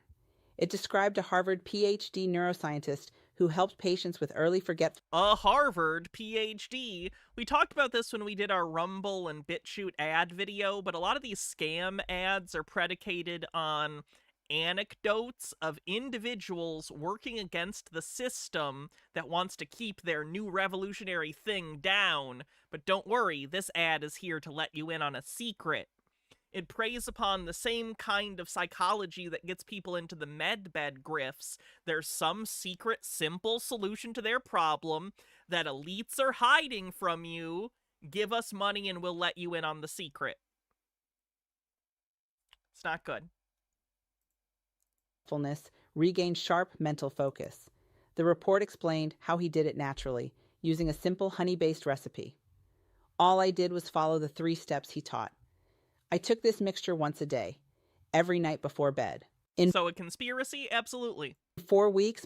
Yeah, when you're on these, and in fairness, I guess I don't know what BitChute and Rumble ads are like if you watch just, like, other content, but, like, I, of course, on BitChute and Rumble watch conspiracy content for this show, so it's all ads targeted at people who already are conspiratorial and telling them that their medical issues aren't real and that they can solve it. My memory was like an elephant's. I started remembering where I left my keys. Names came back easily. I slept deeply again, woke up energized, and even my good mood returned. In my daily life, simple things like finishing a sentence without freezing or remembering what I went into the kitchen for became natural again. And the best part? No drugs, no side effects. You just follow the 3 steps and take the mixture before bed. The secret isn't just honey tea. It's preparing the recipe the right way. The base is honey, but what really matters is the exact order and precise amounts. It isn't complicated.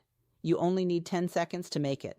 But it's easy, it's simple, but you gotta give us money to get it. Give us money and we'll give you the secret. You have to do it right for it to work. Since this video can only be a minute long, I can't explain every detail here. That's why I'm releasing the full recipe video for free to anyone who wants to watch. I'll leave a button below so you can access the complete recipe.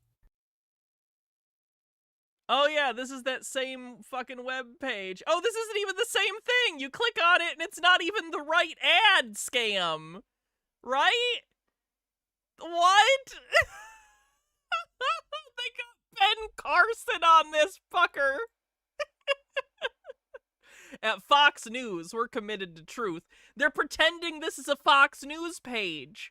This isn't Fox News. The URL is brightlinenews.com, but it's pretending to be Fox News. I know you guys can't see it, but in the upper left-hand corner is the Fox News logo.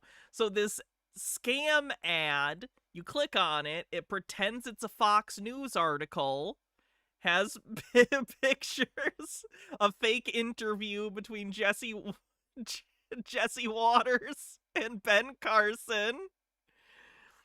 Oh, Jesus. And don't bring Bruce Willis into this. After Dr. Carson revealed he's using the blue tea formula, Bruce Willis says he's been on it for 2 months and already noticed sharper recall and mental energy. Quote, "It really works. I totally recommend it," he says, which is sick because if you don't know, Bruce Willis is suffering from dementia and he has been nonverbal for a while, which is none of our business. I'm not trying to get into his business. I'm just saying his family has outwardly expressed that since he has left public life. Oh, did he die? Did he die? I didn't know. I know he had been sick and that he had gone nonverbal. I didn't know he died. Unfortunate. Even more unfortunate that they're using him for this, which is real sick. Apparently also Sharon Stone. Oh, Sanjay Gupta. No, he's still alive? Okay. Yeah. He's nonverbal, though. He's not doing great. You know, he has dementia. Anyway, so that's sick. That's what that scam is. That light. Sorry that our normally scheduled tinfoil was interrupted by a different tinfoil thing. It's interesting how all this technology existed in the 1870s, but we're not taught too much about it. Then you move to here. Here's another beautiful antenna with the spires, and you're looking at this again, tapping into that ether, and here you go. There's one right up on top as well. So this is just, these are just pictures to kind of just open up the mind and think about what you're looking at. And here's another one. Look at this. This looks like a spiral staircase that's going around this building and wrapping up to the top. So in a time in which you're attempting to survive and you have to be growing food, and let's say it's horse and wagon or horse and chariot, whatever it is, think of the detail. They're so upset. They just cannot in their brains get that we could build complicated buildings and use horses. That's the point they all bring up is horse and carriage, horse and carriage. Yes, I don't know if you know this. We used horse and carriages during the Industrial Revolutions. Vehicles like cars didn't become common until like the 1930s, like 100 years ago. It's very recent. The time it would take to build something like this. This would be very challenging, especially if you were on the outside. 1930s is when they became popularized, by the way. I'm aware they existed prior to that. Weather permitting, things like that. And we also noticed whited out sky, which I think we can talk about. It's not whited out. That's just what the sky looks like in old photographs. Doesn't understand how cameras work on the bingo cards. As well. Here's another one, stone and the antenna on top. And then look at the stone material. And this started to make me think about maybe some sort of event took place which turned all of this into stone. What do you think it was before? Think it was made of meat? Something to kind of think about. My meat building got Medusa, and now it's just a normal building. Then we move. World building idea. Okay, D&D world building idea. A city of wizards where they use magic to grow their buildings out of meat, and then they use what are Medusas called? Medusa is an individual, but the species that Medusa is, gorgons, thank you. And then they use gorgons to solidify their flesh castles, and that's how they build buildings in my wizard city in my brain.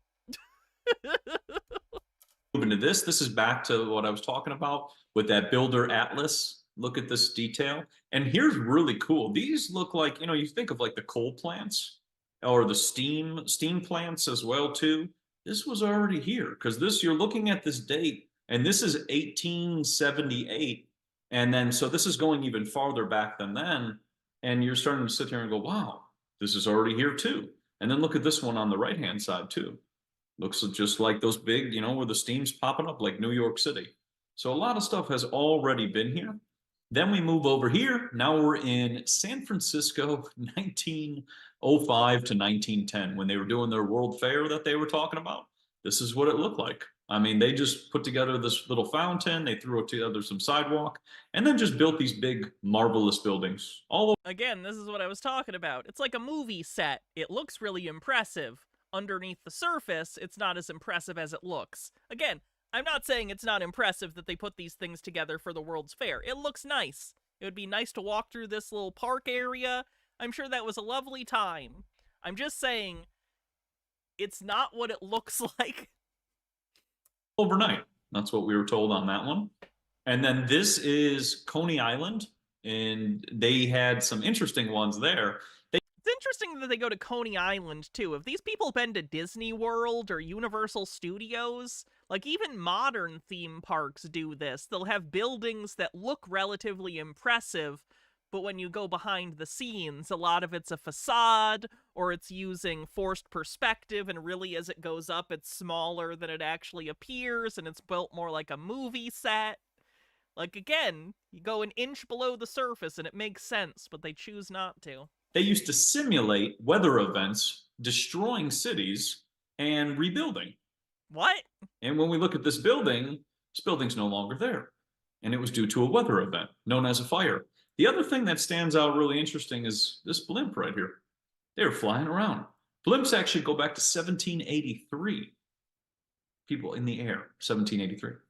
This is a giant clock that worked with gas again and compressed air, and it just spun around and told people the time. And this was presented at the World Fair as well. Massive. Look at the people. Look at the size of this clock. It's very cool, but again, that's the point. What does he think a World's Fair is? A World's Fair, for those that don't know, was basically a state. Usually it was held in, like, states or in another country or whatever. And the idea is people would do impressive projects or bring inventions or food items that were new to show off. It was a time to show off. Does he think that these big clocks were everywhere at the time? Because if it was, why would it be at the World's Fair? The World's Fair is where you bring stuff to impress people and show off how civilized your modern, like, country is. You know what I mean? So why does he think that this is out of place here? It's supposed to be fantastical. I mean, also, too, if you were having a temporary location or event or whatever, why would you build such a large thing? Because people are going to go there, and it's for them to enjoy and look at for a year or two, and then they tear it down. What do you mean? Questions. This is interesting. You go to the World Fair of 1893. Look at this. See that picture? And then you see Vegas.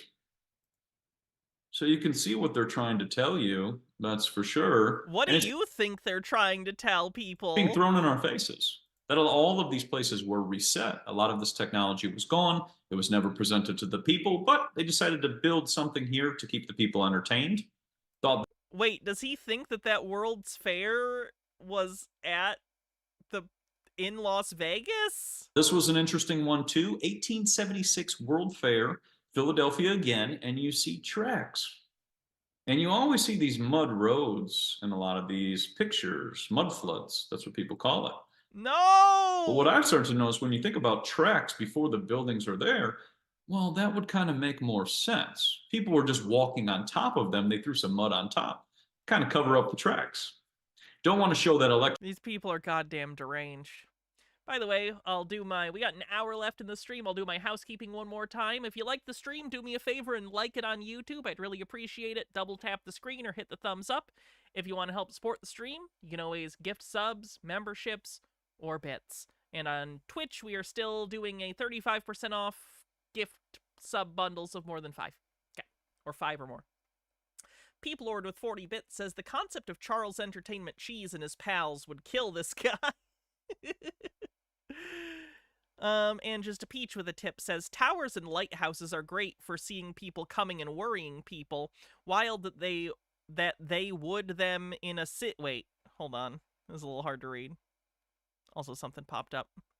Towers and lighthouses are great for seeing people coming and worrying people.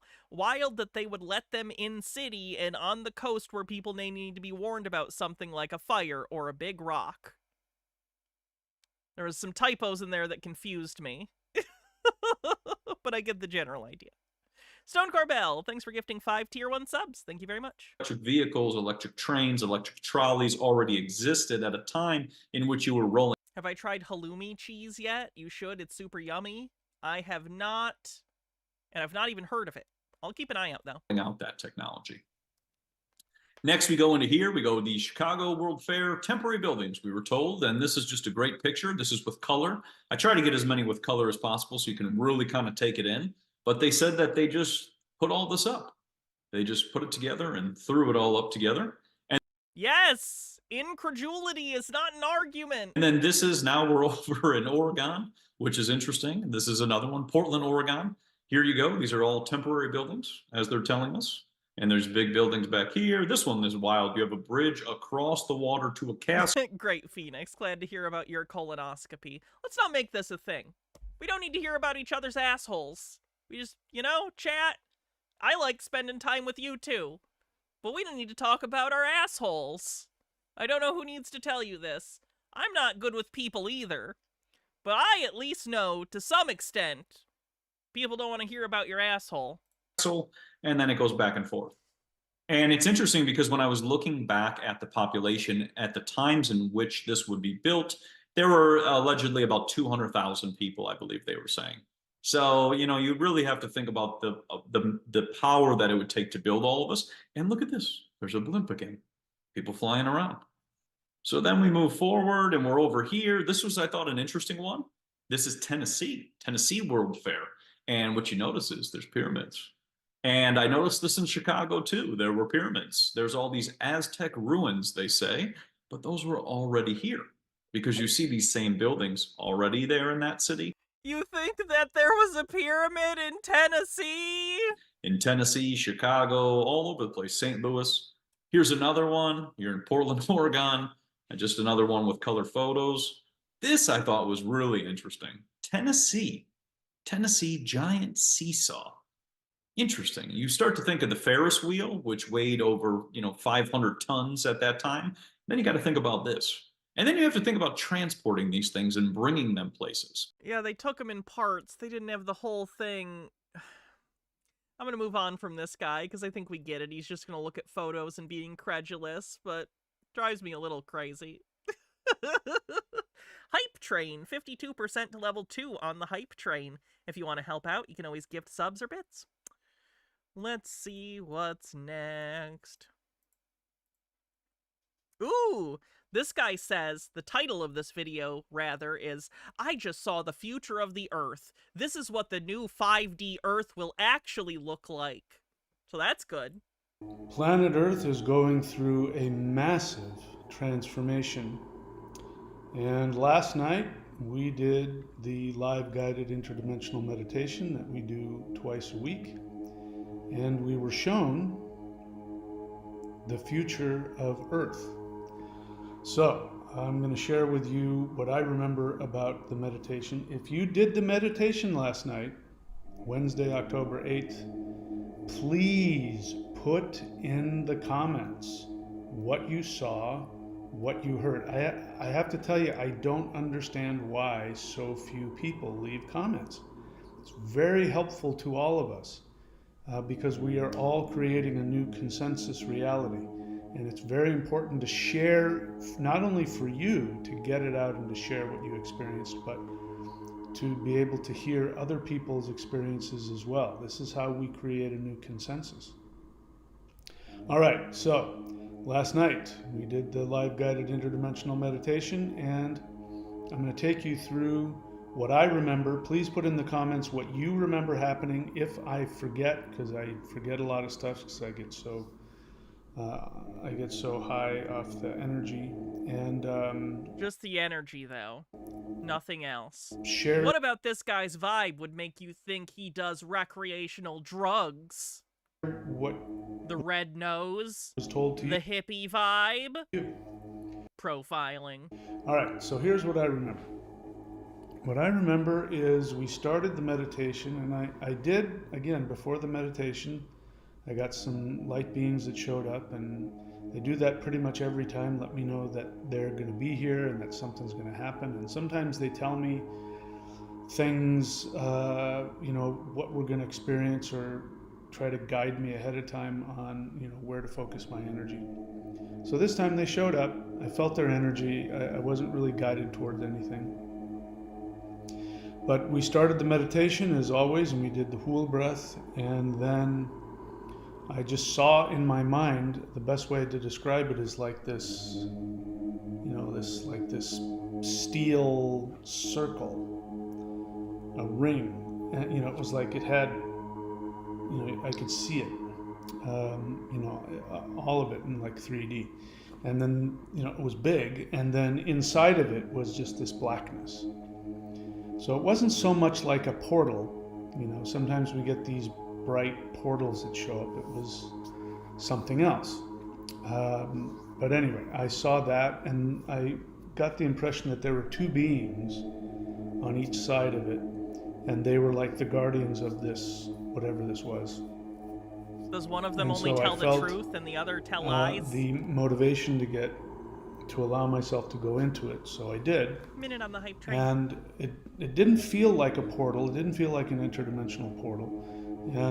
But I got in there. What does an interdimensional portal feel like? And then, of course, it was just black, and I'm kind of wondering, okay, I'm waiting for something really intense to happen, and nothing really happened, and I got this feeling of, just be here, you're being prepared. I don't remember what I said. Please remind me what I said. That's the way. Okay. Fuck that video. He's already taking way too long to get to his point. Maybe it's my ADHD, though. NSE333, thanks for gifting 5 tier 1 subs and getting us another level higher on the hype train. Thank you very much.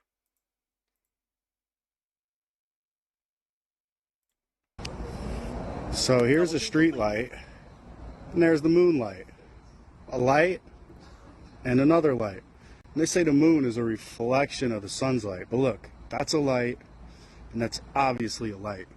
If you think the moon is a reflection of the sun's light and not its own light, you're out.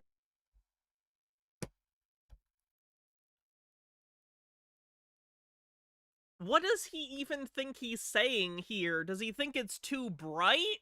Like, what about this tells him in his head and makes him think that can't be reflecting the sun's light? I'm so confused. Out of your mind. So, street light, moonlight. Okay. So for one, the moonlight is measurably cooler than the shadow, because the It's not. That's something that flat earthers have bandied about for years. Most of them stopped saying it because it is demonstrably untrue. moon, it's a light.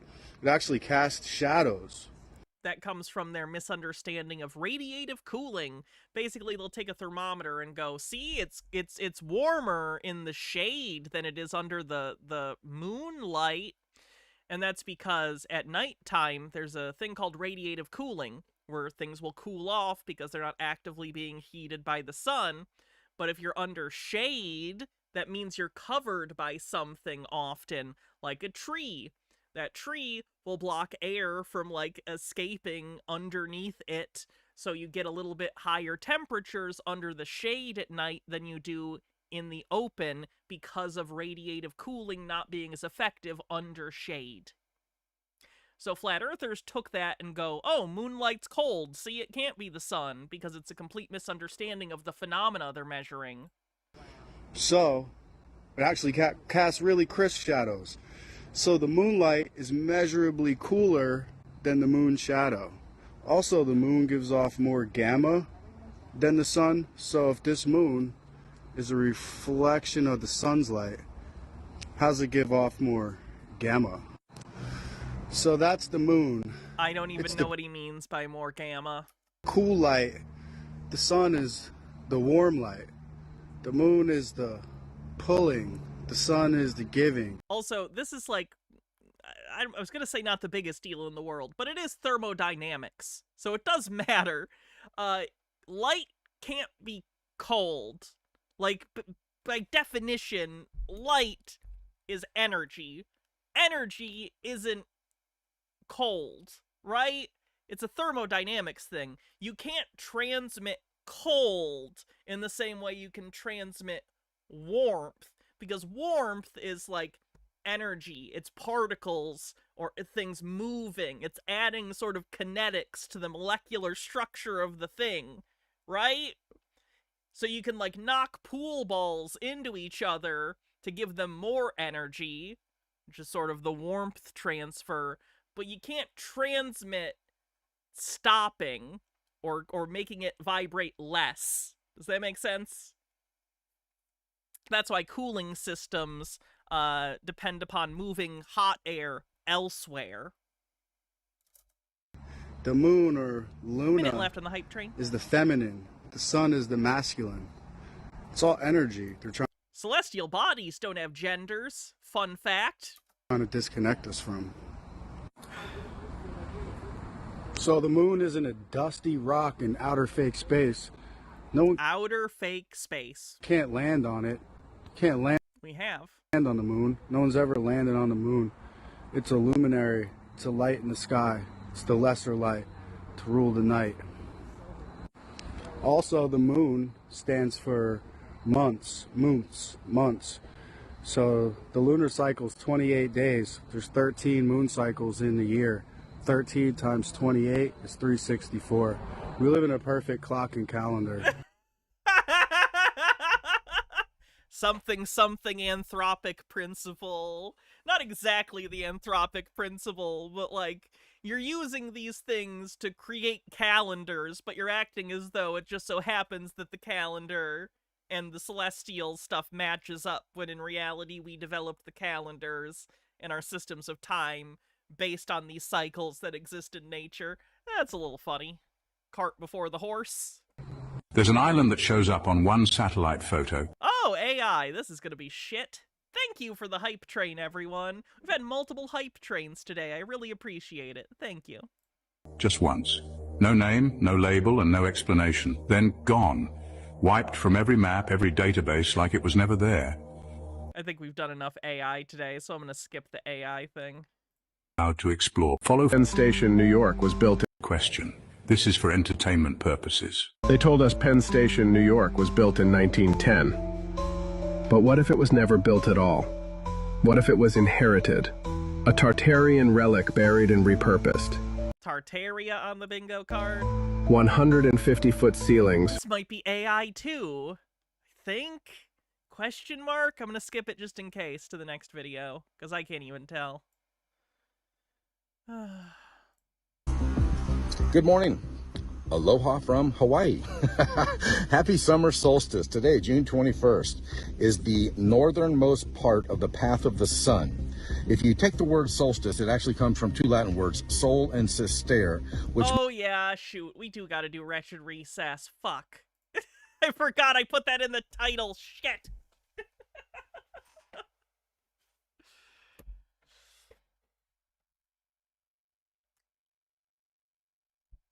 I'm sorry. So I was driving to work this week, just kind of thinking about my favorite Halloween movies. I love scary movies, you know, anything like horror. But I was also thinking about movies that had like really good trick-or-treat scenes, you know, any movie that had like Halloween in it. And E.T., pretty good for that. For some reason, this one always pops in my head. There's a, you know, real 80s trick-or-treat scene here in Mr. Mom. Steve with a Q with 100 bits says, it's so hard to tell the bland charisma void that's AI from the bland charisma voids that are most conspiracy theorists, right? And when I thought of the title Mr. Mom, I was like, just, grown. There's no way we're going to make it through this whole video, by the way. I'm pretty sure she's going to get 3 striked before we make it to the end. You know, and realized I had to make a quick video about this. Even when I was a kid, so this movie came out in 83. I was like 4, so I probably didn't see it right when it came out. But even like when I was a kid, I remember, like, you know, when you just know something is off or weird and you can't put your finger on it. Something always bugged me about this movie title and just this in general. So, something they are good at is this. And I just noticed that's a teacup. That is symbolic. Right now, like, the exact thing escapes me. Maybe that's like a testosterone thing. But yeah, that teacup symbolism is definitely something right there. Wow. Teacup as in a cup of tea, like testosterone? Is that why she's teacup? Whatever. If that isn't right, help out in the comments below, but yeah, they snuck that in there. Okay, so something I feel like they are really good at is they. Okay, so the title is Mr. Mom. So all the attention is on this guy, right? Mr. Mom, Mr. Mom. Don't look over here. Look over here at the man in the checkerboard apron. It's Mr. Mom. This is Mr. Mom.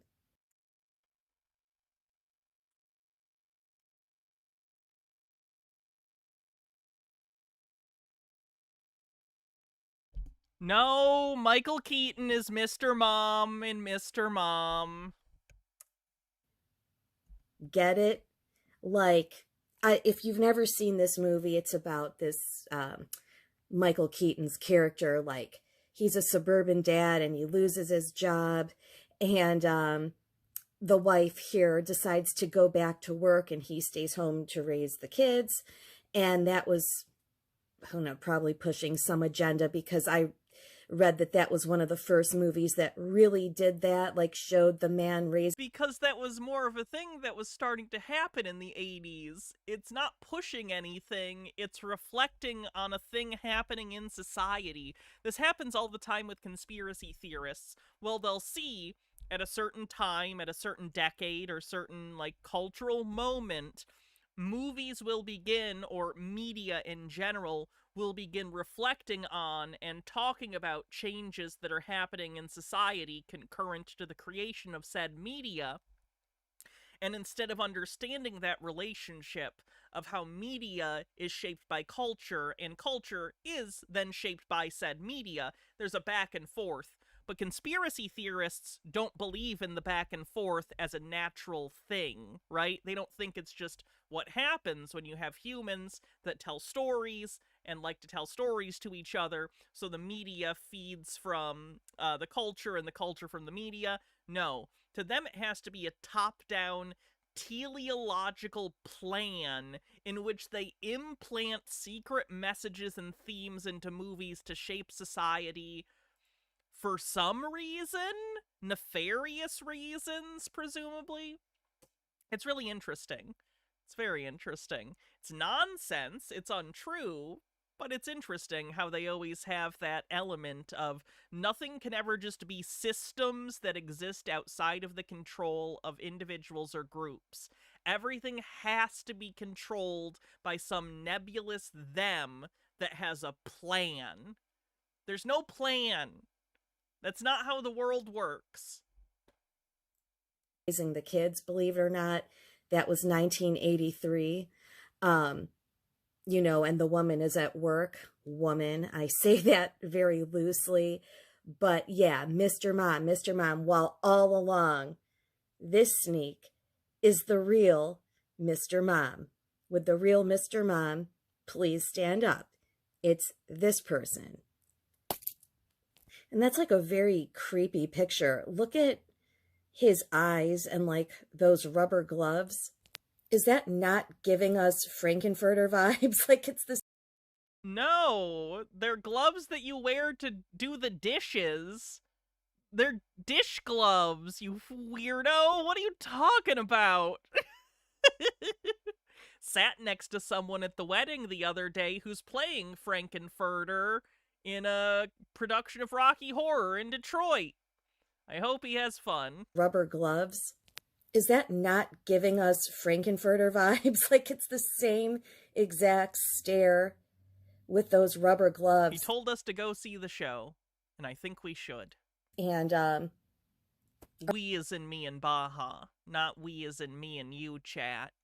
I don't think we've known each other long enough to take in musical theater together, chat. Are those supposed to be pearls? I also don't know if the small Detroit theater will have enough seats for all of you. Who, way back when I had my original channel on my Flintstones video, viewer had shared that pearls are like representative of both genders, which certainly makes sense here for Frankenfurter, which that's, you know, this whole entire movie was like messed up like that. And notice the red pyramid. That's a pocket square. A pyramid is a three-dimensional shape. That is a pocket square that you are perceiving as a triangle because of the angle in which it is being filmed. As well. But yeah, that Michael Keaton photo reminded me exactly of this. Yikes. This is the... saying there's yikes at Michael Keaton? Yikes. There's nothing yikes about this. It's a random promotional image from Mr. Mom. This is the Halloween scene that I was referring to. How 80s is that with E.T. there in the background?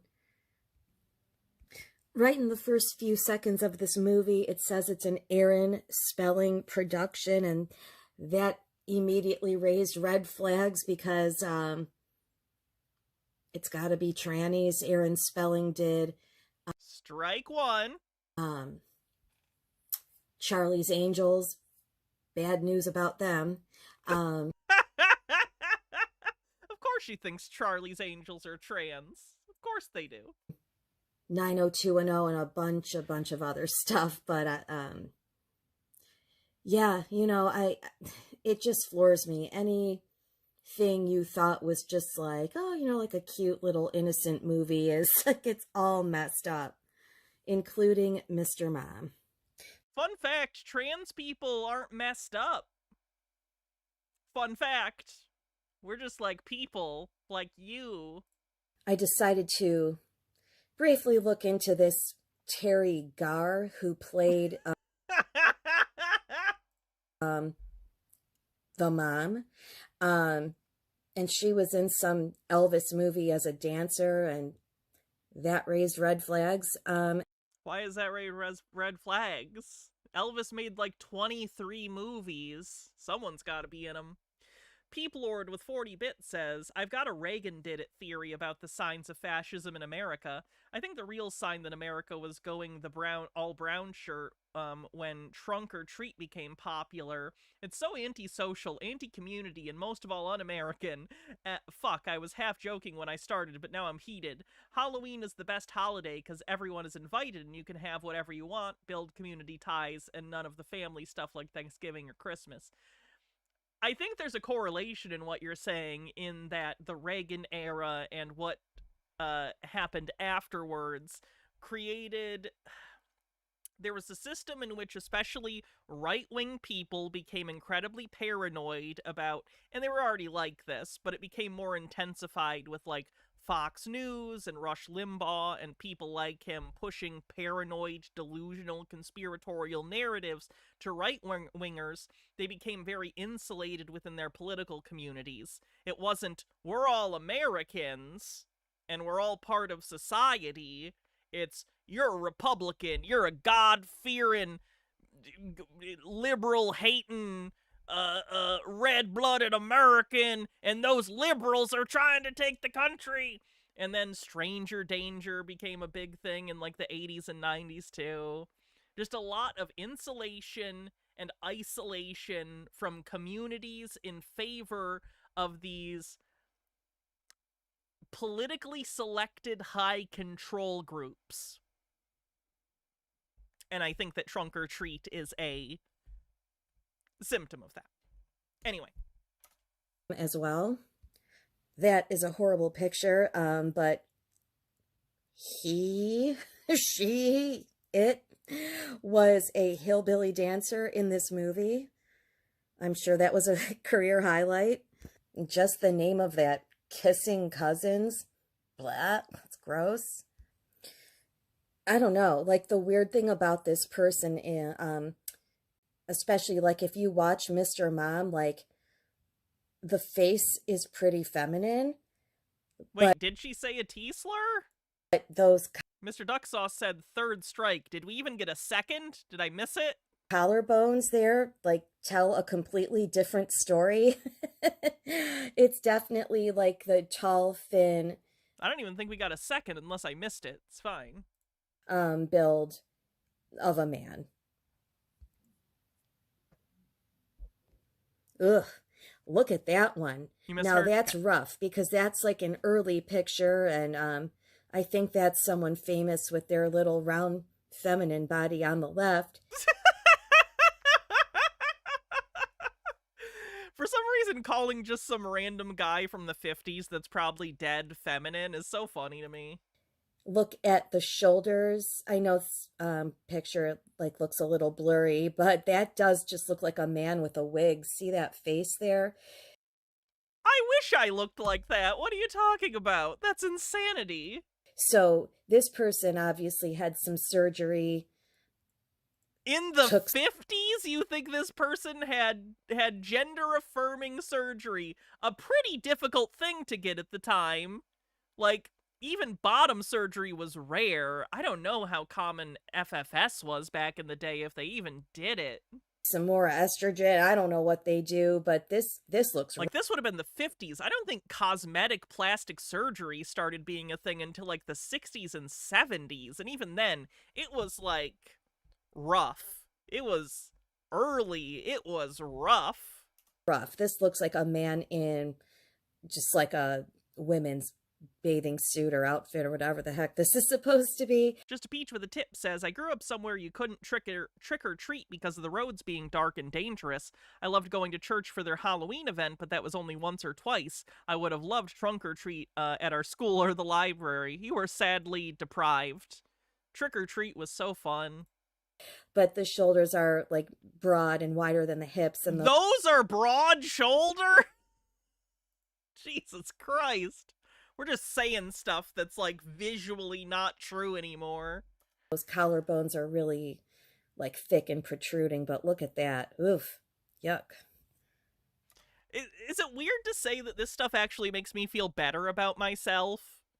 Because like it speaks to me that like some people are just gonna be weird about gender, even when there's absolutely nothing to even be talking about. You know what I mean? Like, there are people out there who will look at random cis women from the 50s and be like, look at this! You know, and then they say all sorts of terrible things that get said about me. Makes me feel a little better about myself. And look at the difference here. This picture is probably like from the maybe 80s, I guess, with that hairstyle, and the face looks a lot more like softer and feminine, in my opinion, than that. The photo on the right has like 3 pixels. Another good Peep Lord with 40 bits says, in the 50s, facial feminization surgery was actually a lot easier. All you had to do to look more femme in the 50s was get a few hand-sized bruises. Ooh! Spousal abuse 50s joke from Peep Lord. Good one of the, like, thick protruding collarbones. Who says you can't have it all, especially if you're a tranny? Strike 2! With the tranny lean there. Strike 3. Thanks for playing, Wretched Recess. See you next time. Jesus Christ. Okay. Let's move on to something else.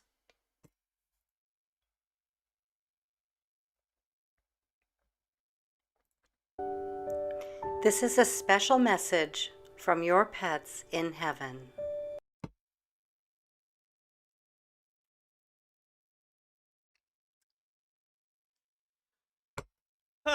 This lady's at the Super Soldier Conference. That's how I found her. She's one of the speakers from the Secret Super Soldier Conference.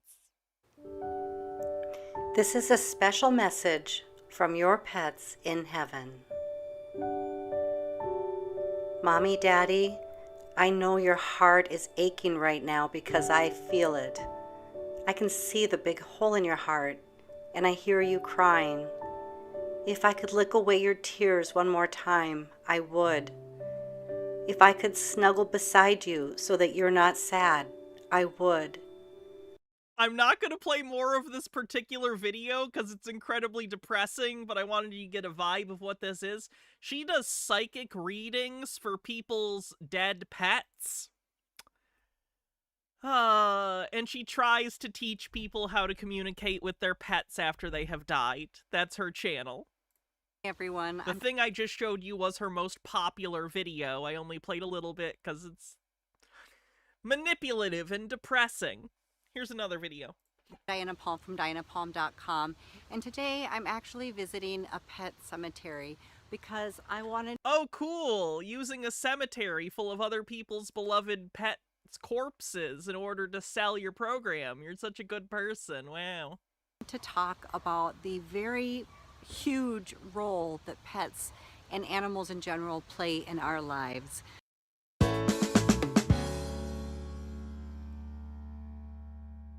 One of the things that occurs during a typical healing session is that I connect with loved ones who have passed, and often that includes our loved ones that are pets.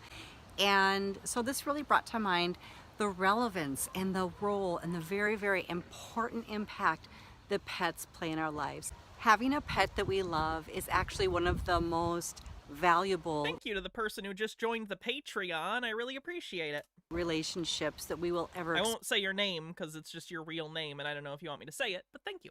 ...experience. And it is certainly one of the most unconditionally loving ones where there are really no demands and they just love us so much. So I did want to talk to you today about our pets and about the impact that they have on our life and why they stay with us in the afterlife. A lot of times when I connect with somebody who's lost a very, very special animal companion, I find that the significance of the relationship we share with our animals... Hope it goes Stephen King. Oh, that would actually be a good idea for... You guys ever seen VHS?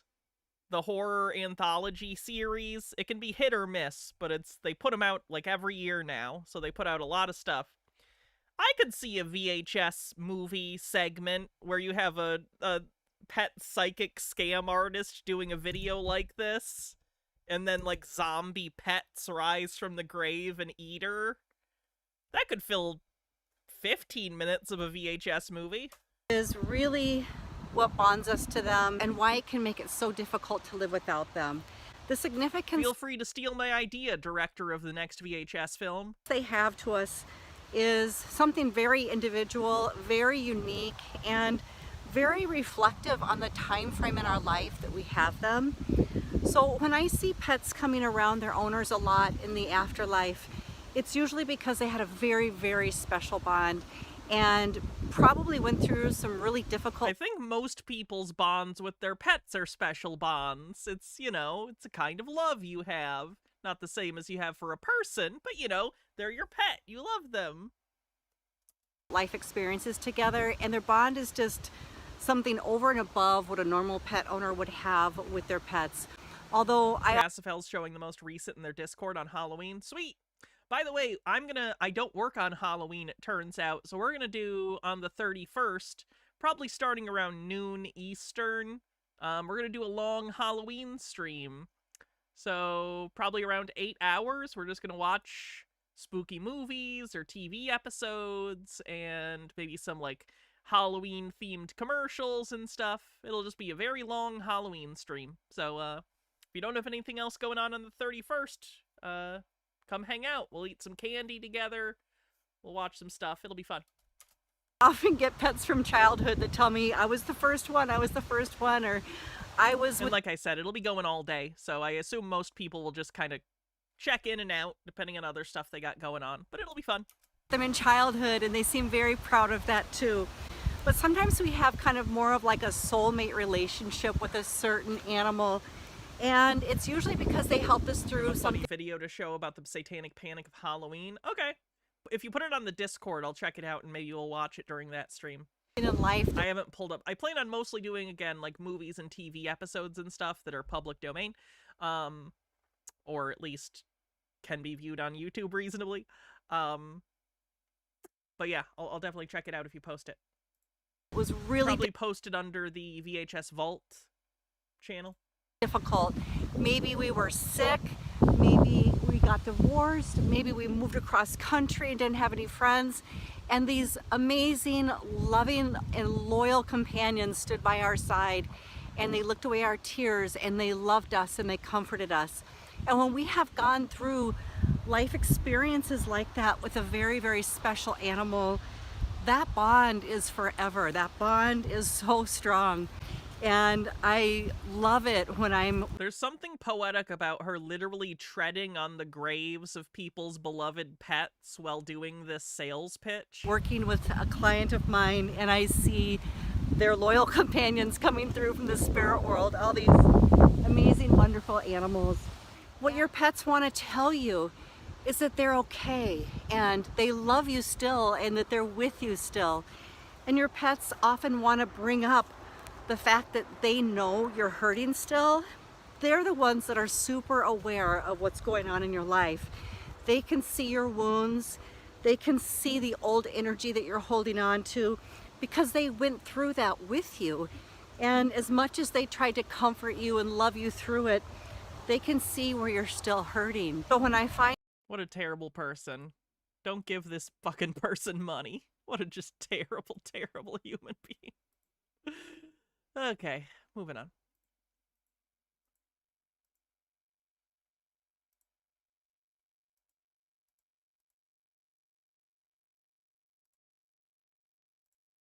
Good evening, everyone. What I'm going to be talking to you about today is how they hide your real history from you. And the history that I'm talking about today are giants.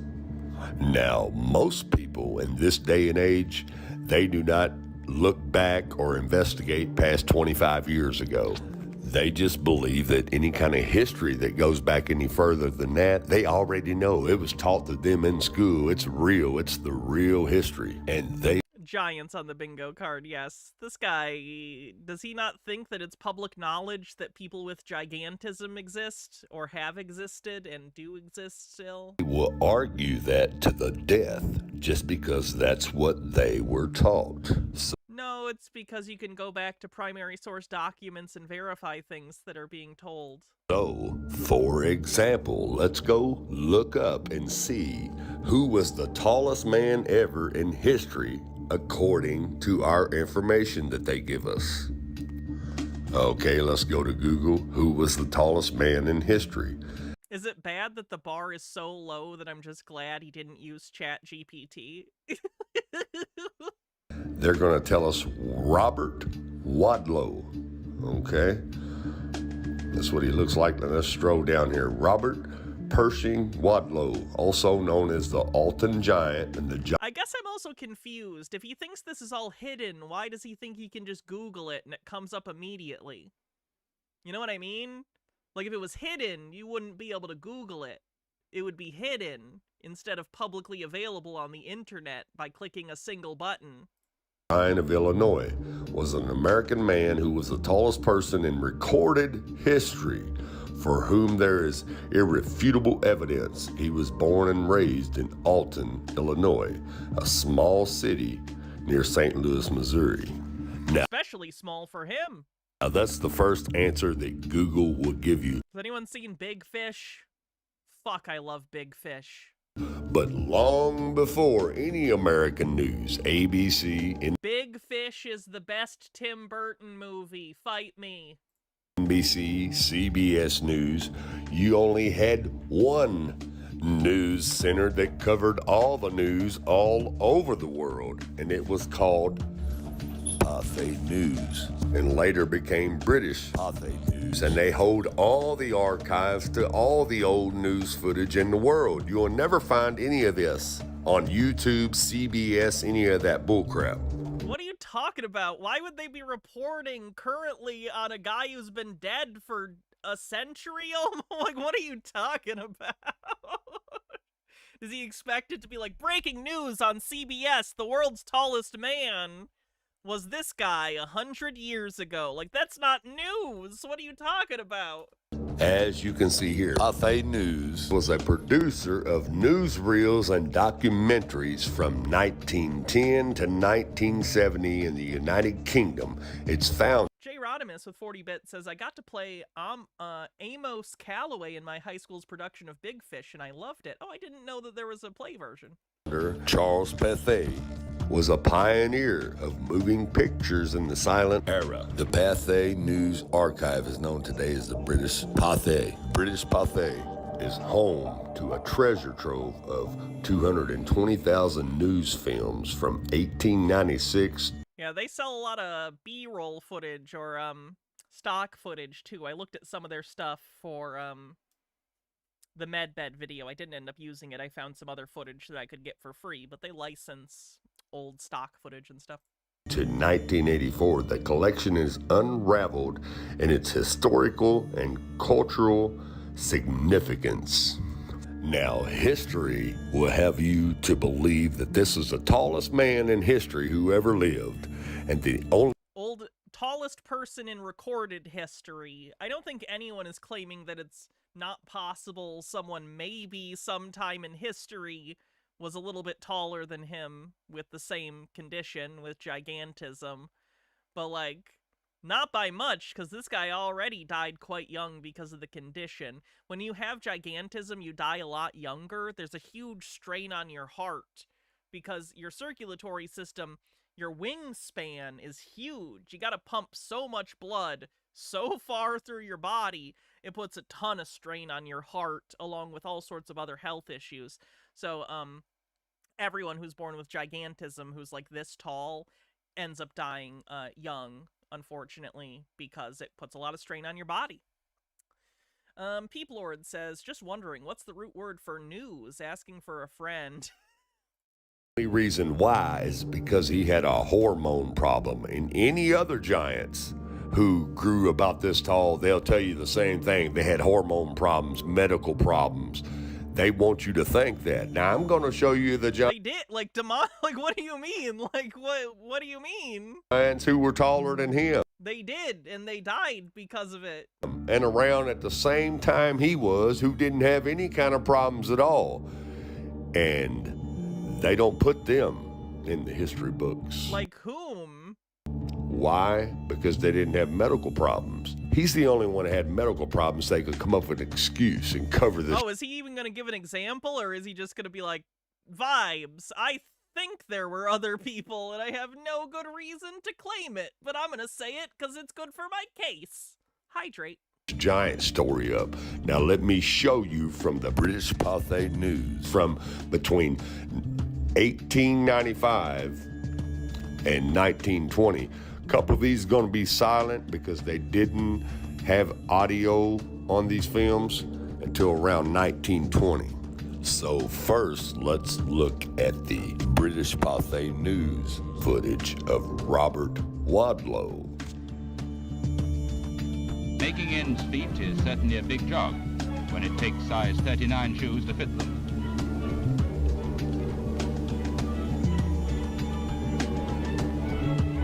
Woo, buddy! That is a big foot! Do go. Here's the owner, Robert Wadlow of Chicago, who at the ripe old age of 17 stands 8 feet 4 inches in his socks. Wow. And incidentally seems to be quite beyond the reach of young women. His life must have been really hard.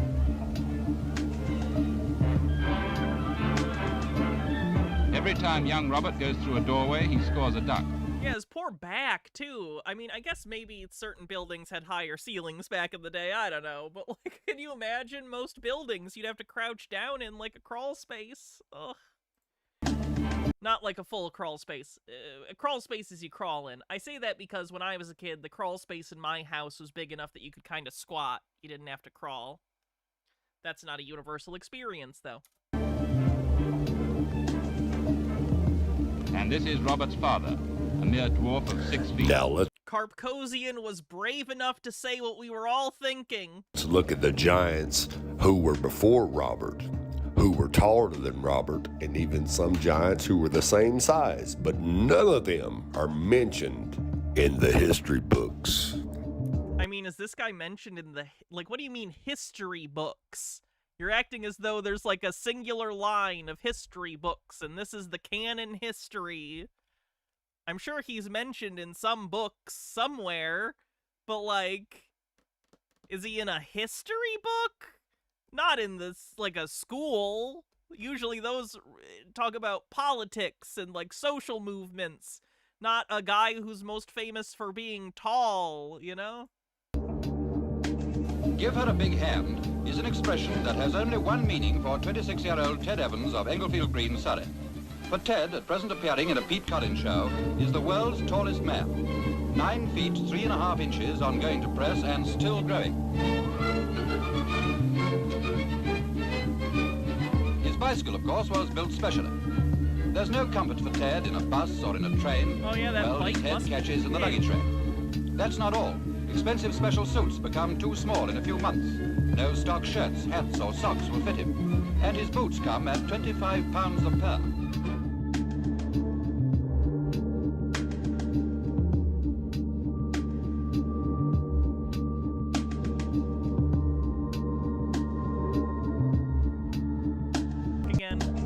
In pre-war days, when he was considered divine, it was a sacrilege to even look at him.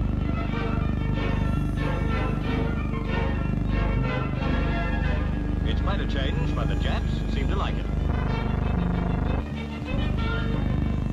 Oh, that's not real. Does he think that that's real?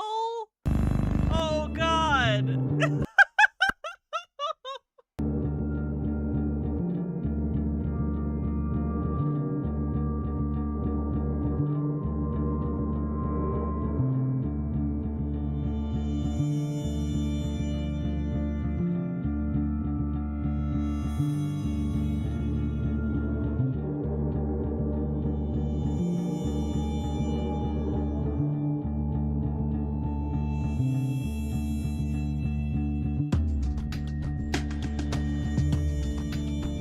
Let's see if he gets to talking again or if he's just gonna show old Now footage. bigger There than we him, go. and you only. Now I know some of you people who are stubborn who are watching this, and you only believe what your history books told you. Again, what do you think in school they were like, this is the world's tallest man? like that's like trivia. That's not history. It's history in the sense that it's a thing that happened in the past. It's not really academic history, though, in the way you're trying to conflate it with here, like stuff that's taught in school. But I just proved to you your history books are liars. No, you didn't. All you showed was that multiple people historically have had gigantism, which we know. There's footage of it. You showed some of it. Some of it was also stuff from movies that wasn't real, but you did show multiple footage that's publicly available of tall people. Yes, there's people with gigantism. No one said otherwise. They just told you that that was the tallest man ever in history, but I just showed you people bigger than him and taller than him. And If any of the ones that were real or taller than him, it would be because they didn't know at the time that there were people taller than him necessarily, or someone's measuring wrong, or they're just making a claim that turns out not to be true. I don't know the answer to you, but the fact that there may have been someone slightly taller than the original guy doesn't make it a conspiracy. I don't know how to explain to him that nothing he's saying is crazy, or like, what he's saying is crazy, but what I'm trying to say is nothing he is showing is outside of the realm of our understanding of human beings or history. And he thinks it's mind-blowing. Something about this is shattering his perception of the world, and I don't know why. Peep Lord with 40 bits says, so the reason this guy's upset about Tall Man not being in history books is because he's one of those Invader Zim aliens and can't understand why our tallest leaders, thus best, aren't written about.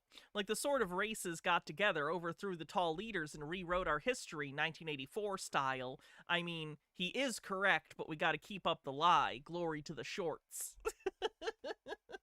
Go back in. The first guy's the Guinness record holder. Oh, okay. Is that literally the reason? It's because he's the one that was coined by the Guinness book, and there might be bigger ones, but that's the one they picked, and he's like, Guinness Book of World Records is wrong! Conspiracy! And it's like, the Guinness Book of World Records is not a history book. It's an advertising avenue for Guinness beer that got popular enough that it spun off into its own thing. Like, I don't know what to tell you. To the Bible, you'll see that people were up to 30 foot tall. They even depict it in movies. Now, for example, they even depict it in movies. Did you know everything depicted in movies is real? Did you know that Bob Hoskins and John Leguizamo went to another dimension and fought Koopa in order to protect Princess Daisy? Movies are real, y'all! It's my Super Mario Brothers box set, in case you're curious. let's take the movie Gods of... Best Mario adaptation to date? I'd agree with that. I didn't like the cartoon movie very much, to be honest with you. Is it a DVD? It's a Blu-ray. 4K, actually, I think. Yeah, this is a 4K. It comes with all the scripts, a book. It comes with a piece of the film. Look it. Look it. It's a piece of film from the Super Mario Brothers movie. You can't see it very well, but it's a scene where they're dropping down through a bunch of mushrooms. Anyway, sorry. I really got to do a stream where I just talk about my Blu-rays soon. Get some of this out of my system.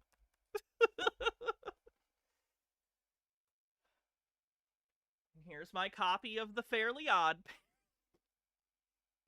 Okay, I'm done. Of Egypt. Check out the god Horus. Watch the difference in his size and the normal Egyptian people around him. Look at It's a movie. Does he think pointing out something that happens in a terrible movie is real? the size difference in his size and their size. Check it out. Eventually. What is this, the gods of Egypt, you think? But don't discount Horus yet either. Because when it comes to the fate of the world in one's hands, even gods can be surprised by the strength. I'm skipping ahead just because I'm afraid about the copyright of this. Messages. This ancient they now Hollywood. Many toasts were required. I was doing deeds of which songs will be sung. Now Hollywood just didn't make this up for the movie. They did this because they were. I mean, I think gods are often depicted as bigger than humans, so they might have done it for that reason, but it's not historical in the sense that it really happened. Going by the ancient depictions that the Egyptians and all the other ancient civilizations depicted throughout all their cultures. That's not evidence of anything, sir. I don't all it is evidence that they had these hieroglyphics. It doesn't mean that the thing that they're depicting in the hieroglyphic is literally true, much less to scale, because we didn't develop three-point perspective for millennia after this. Now these giants that I just showed you in the black and white footage from the British Pathé News from the late 1800s to the early 1900s. These are called the Nephil. Wow, you can tell. I think he did the whole video mispronouncing the Pathé News thing, and then I don't know if anyone else has noticed, because every time he mentions the name of that news organization, it's an insert.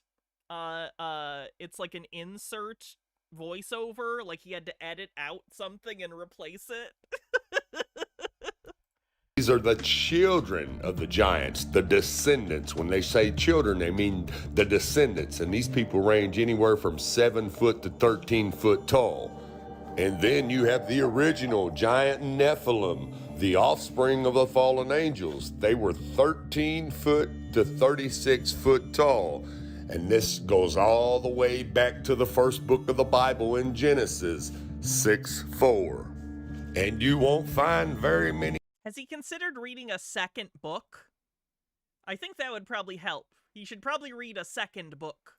Street preachers, when I say street preachers, I'm talking about the normal preacher in most churches around the world. I'm talking about biblical scholars understand this because they know the books. They've read the books also that have been stripped from the Bible. But we're not even talking about those books. The original story starts in the book of Genesis 6:4. There were giants in the earth in those days, and also after that, when the sons of God came in unto the daughters of men, and they bare children to them, the same became mighty men, which were of old, men of renown. Are y'all hearing what I'm saying? This ties back into Genesis chapter 6, when the Bible says that the sons of God, which were the angels, came down in Genesis 6, and they had sex with the daughters of men. That means angels was mixing with people. They mixed with these females, and the Bible says from the angels and the women mixing, a race of giants was produced called the Nephilim. Y'all got? I'm gonna be honest, this guy preaching about the Nephilim and the pinstripe suit make me really, really want the IRS to look into his financial situation, because I'm guessing he's skimming off the top. What I'm saying. I don't think you run this kind of ministry and wear that suit without the intent of... Now the Nephilim, the Bible says these was men of renown. Now what that means is these are what your myths are made upon. See, we thought Hercules and all that was a myth, but it was really giants that the Bible says was produced. The Bible says once these giants was produced, they got a taste for human flesh. That's what the Bible says in Genesis. And so they turned ghoul giants on man and began to devour men. You got what I'm saying? This was a reason for the flood, because they had, the Bible says, sinned against birds and beasts. They began to mix the DNA of animals and come up with these hybrid creatures that God did not create.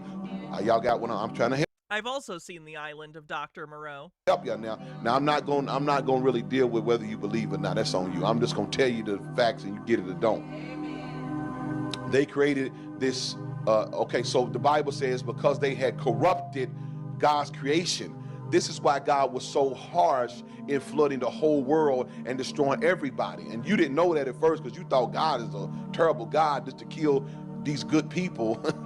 Even the movie just came out, Noah, how they made like these people were just they were sinful, but they were still good people. No, these people had altered their DNA by mixing with beasts and birds and these fallen creatures. So they were no longer God's creation. That's why the Bible says only Noah was righteous, meaning only Noah had the correct blood. He still had the correct DNA. That is such a stretch. And the correct bloodline. So God saved Noah and his family. That is not what the Bible says. The Bible makes it quite clear that that story is about the fact that there is moral wickedness in the world that Noah is not a part of. At no point does it say or imply anything about genetics, DNA, heritable anything. His bloodline says zero about it. He is making this up. They the only ones had the correct bloodline. Everybody else had already partook of or mixed with strange flesh. Y'all got what I'm trying to say? And because of the mixture with the strange flesh, they the Bible says that they created these other hybrid creatures, and violence was in the earth, and God said, let me destroy this earth. Now for years and years you've heard the story of Noah, and you just thought that people were just sinning like they just sinning today, and you just thought, well, God just got tired of them sinning, so he gonna just kill everybody, and you know God's killing children and everybody. But you gotta realize these people were no longer his creation. I would like to know why God flooded the earth during Noah's time. Thank you for... Nemesaur says, also, if only Noah had the correct bloodline, then what about his wife and daughter-in-laws? Yeah, his entire interpretation is predicated on people not really knowing the story. So that's the problem, Nemesaur. You know what you're talking about in regard to the events of the story, and he is assuming his audience has not read it, which he is right. They have not. For teaching God's word the way it should be taught. Well, bless you, Austin. It's good to hear from you. The sacred DNA crap is so bizarre. It's just eugenics. It's just eugenics. It's just eugenics. Our father, he kind of hated that he had to do it because he promised. Sorry, I hated that I had to do that genocide, guys. Birth to natural birth, they love good accounts and going. Oh, the hoax.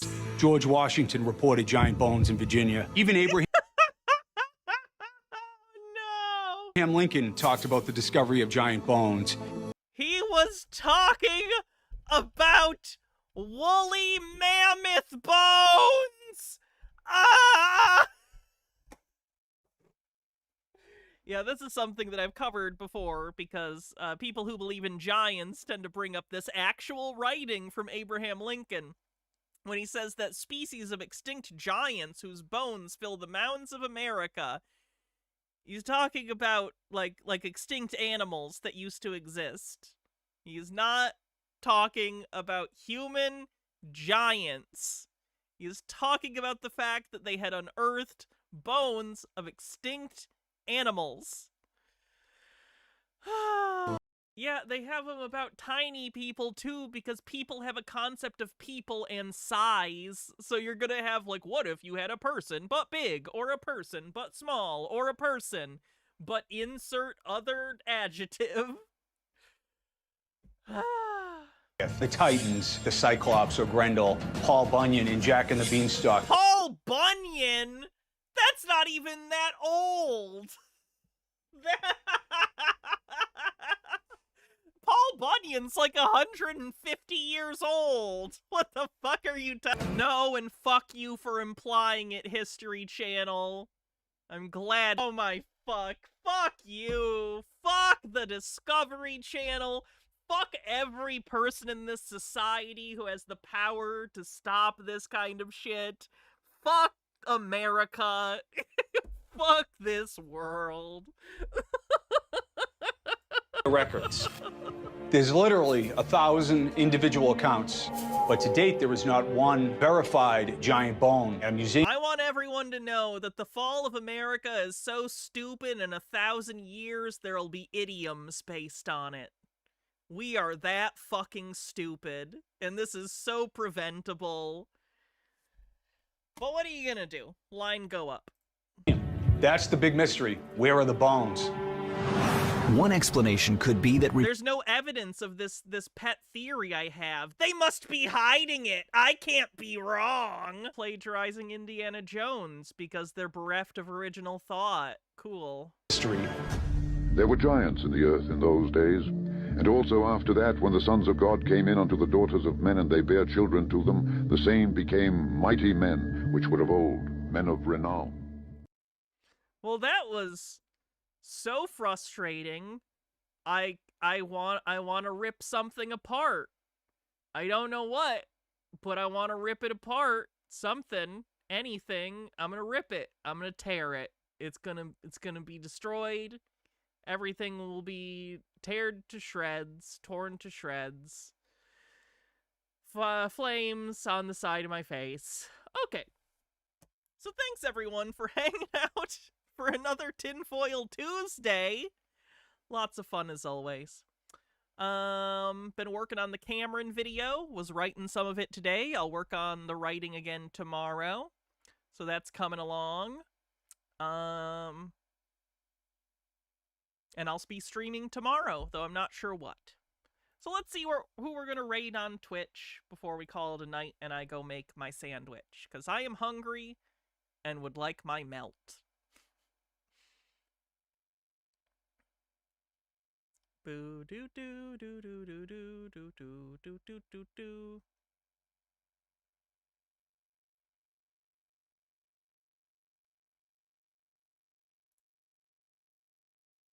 not a gift according to... We will raid Live Agar. Alright, have a good night, everyone. I'll see you tomorrow. Have a great night, and keep going. Living well is the best revenge. Insert a maniacal laugh here or something, I don't know. Bye, everyone. See you later.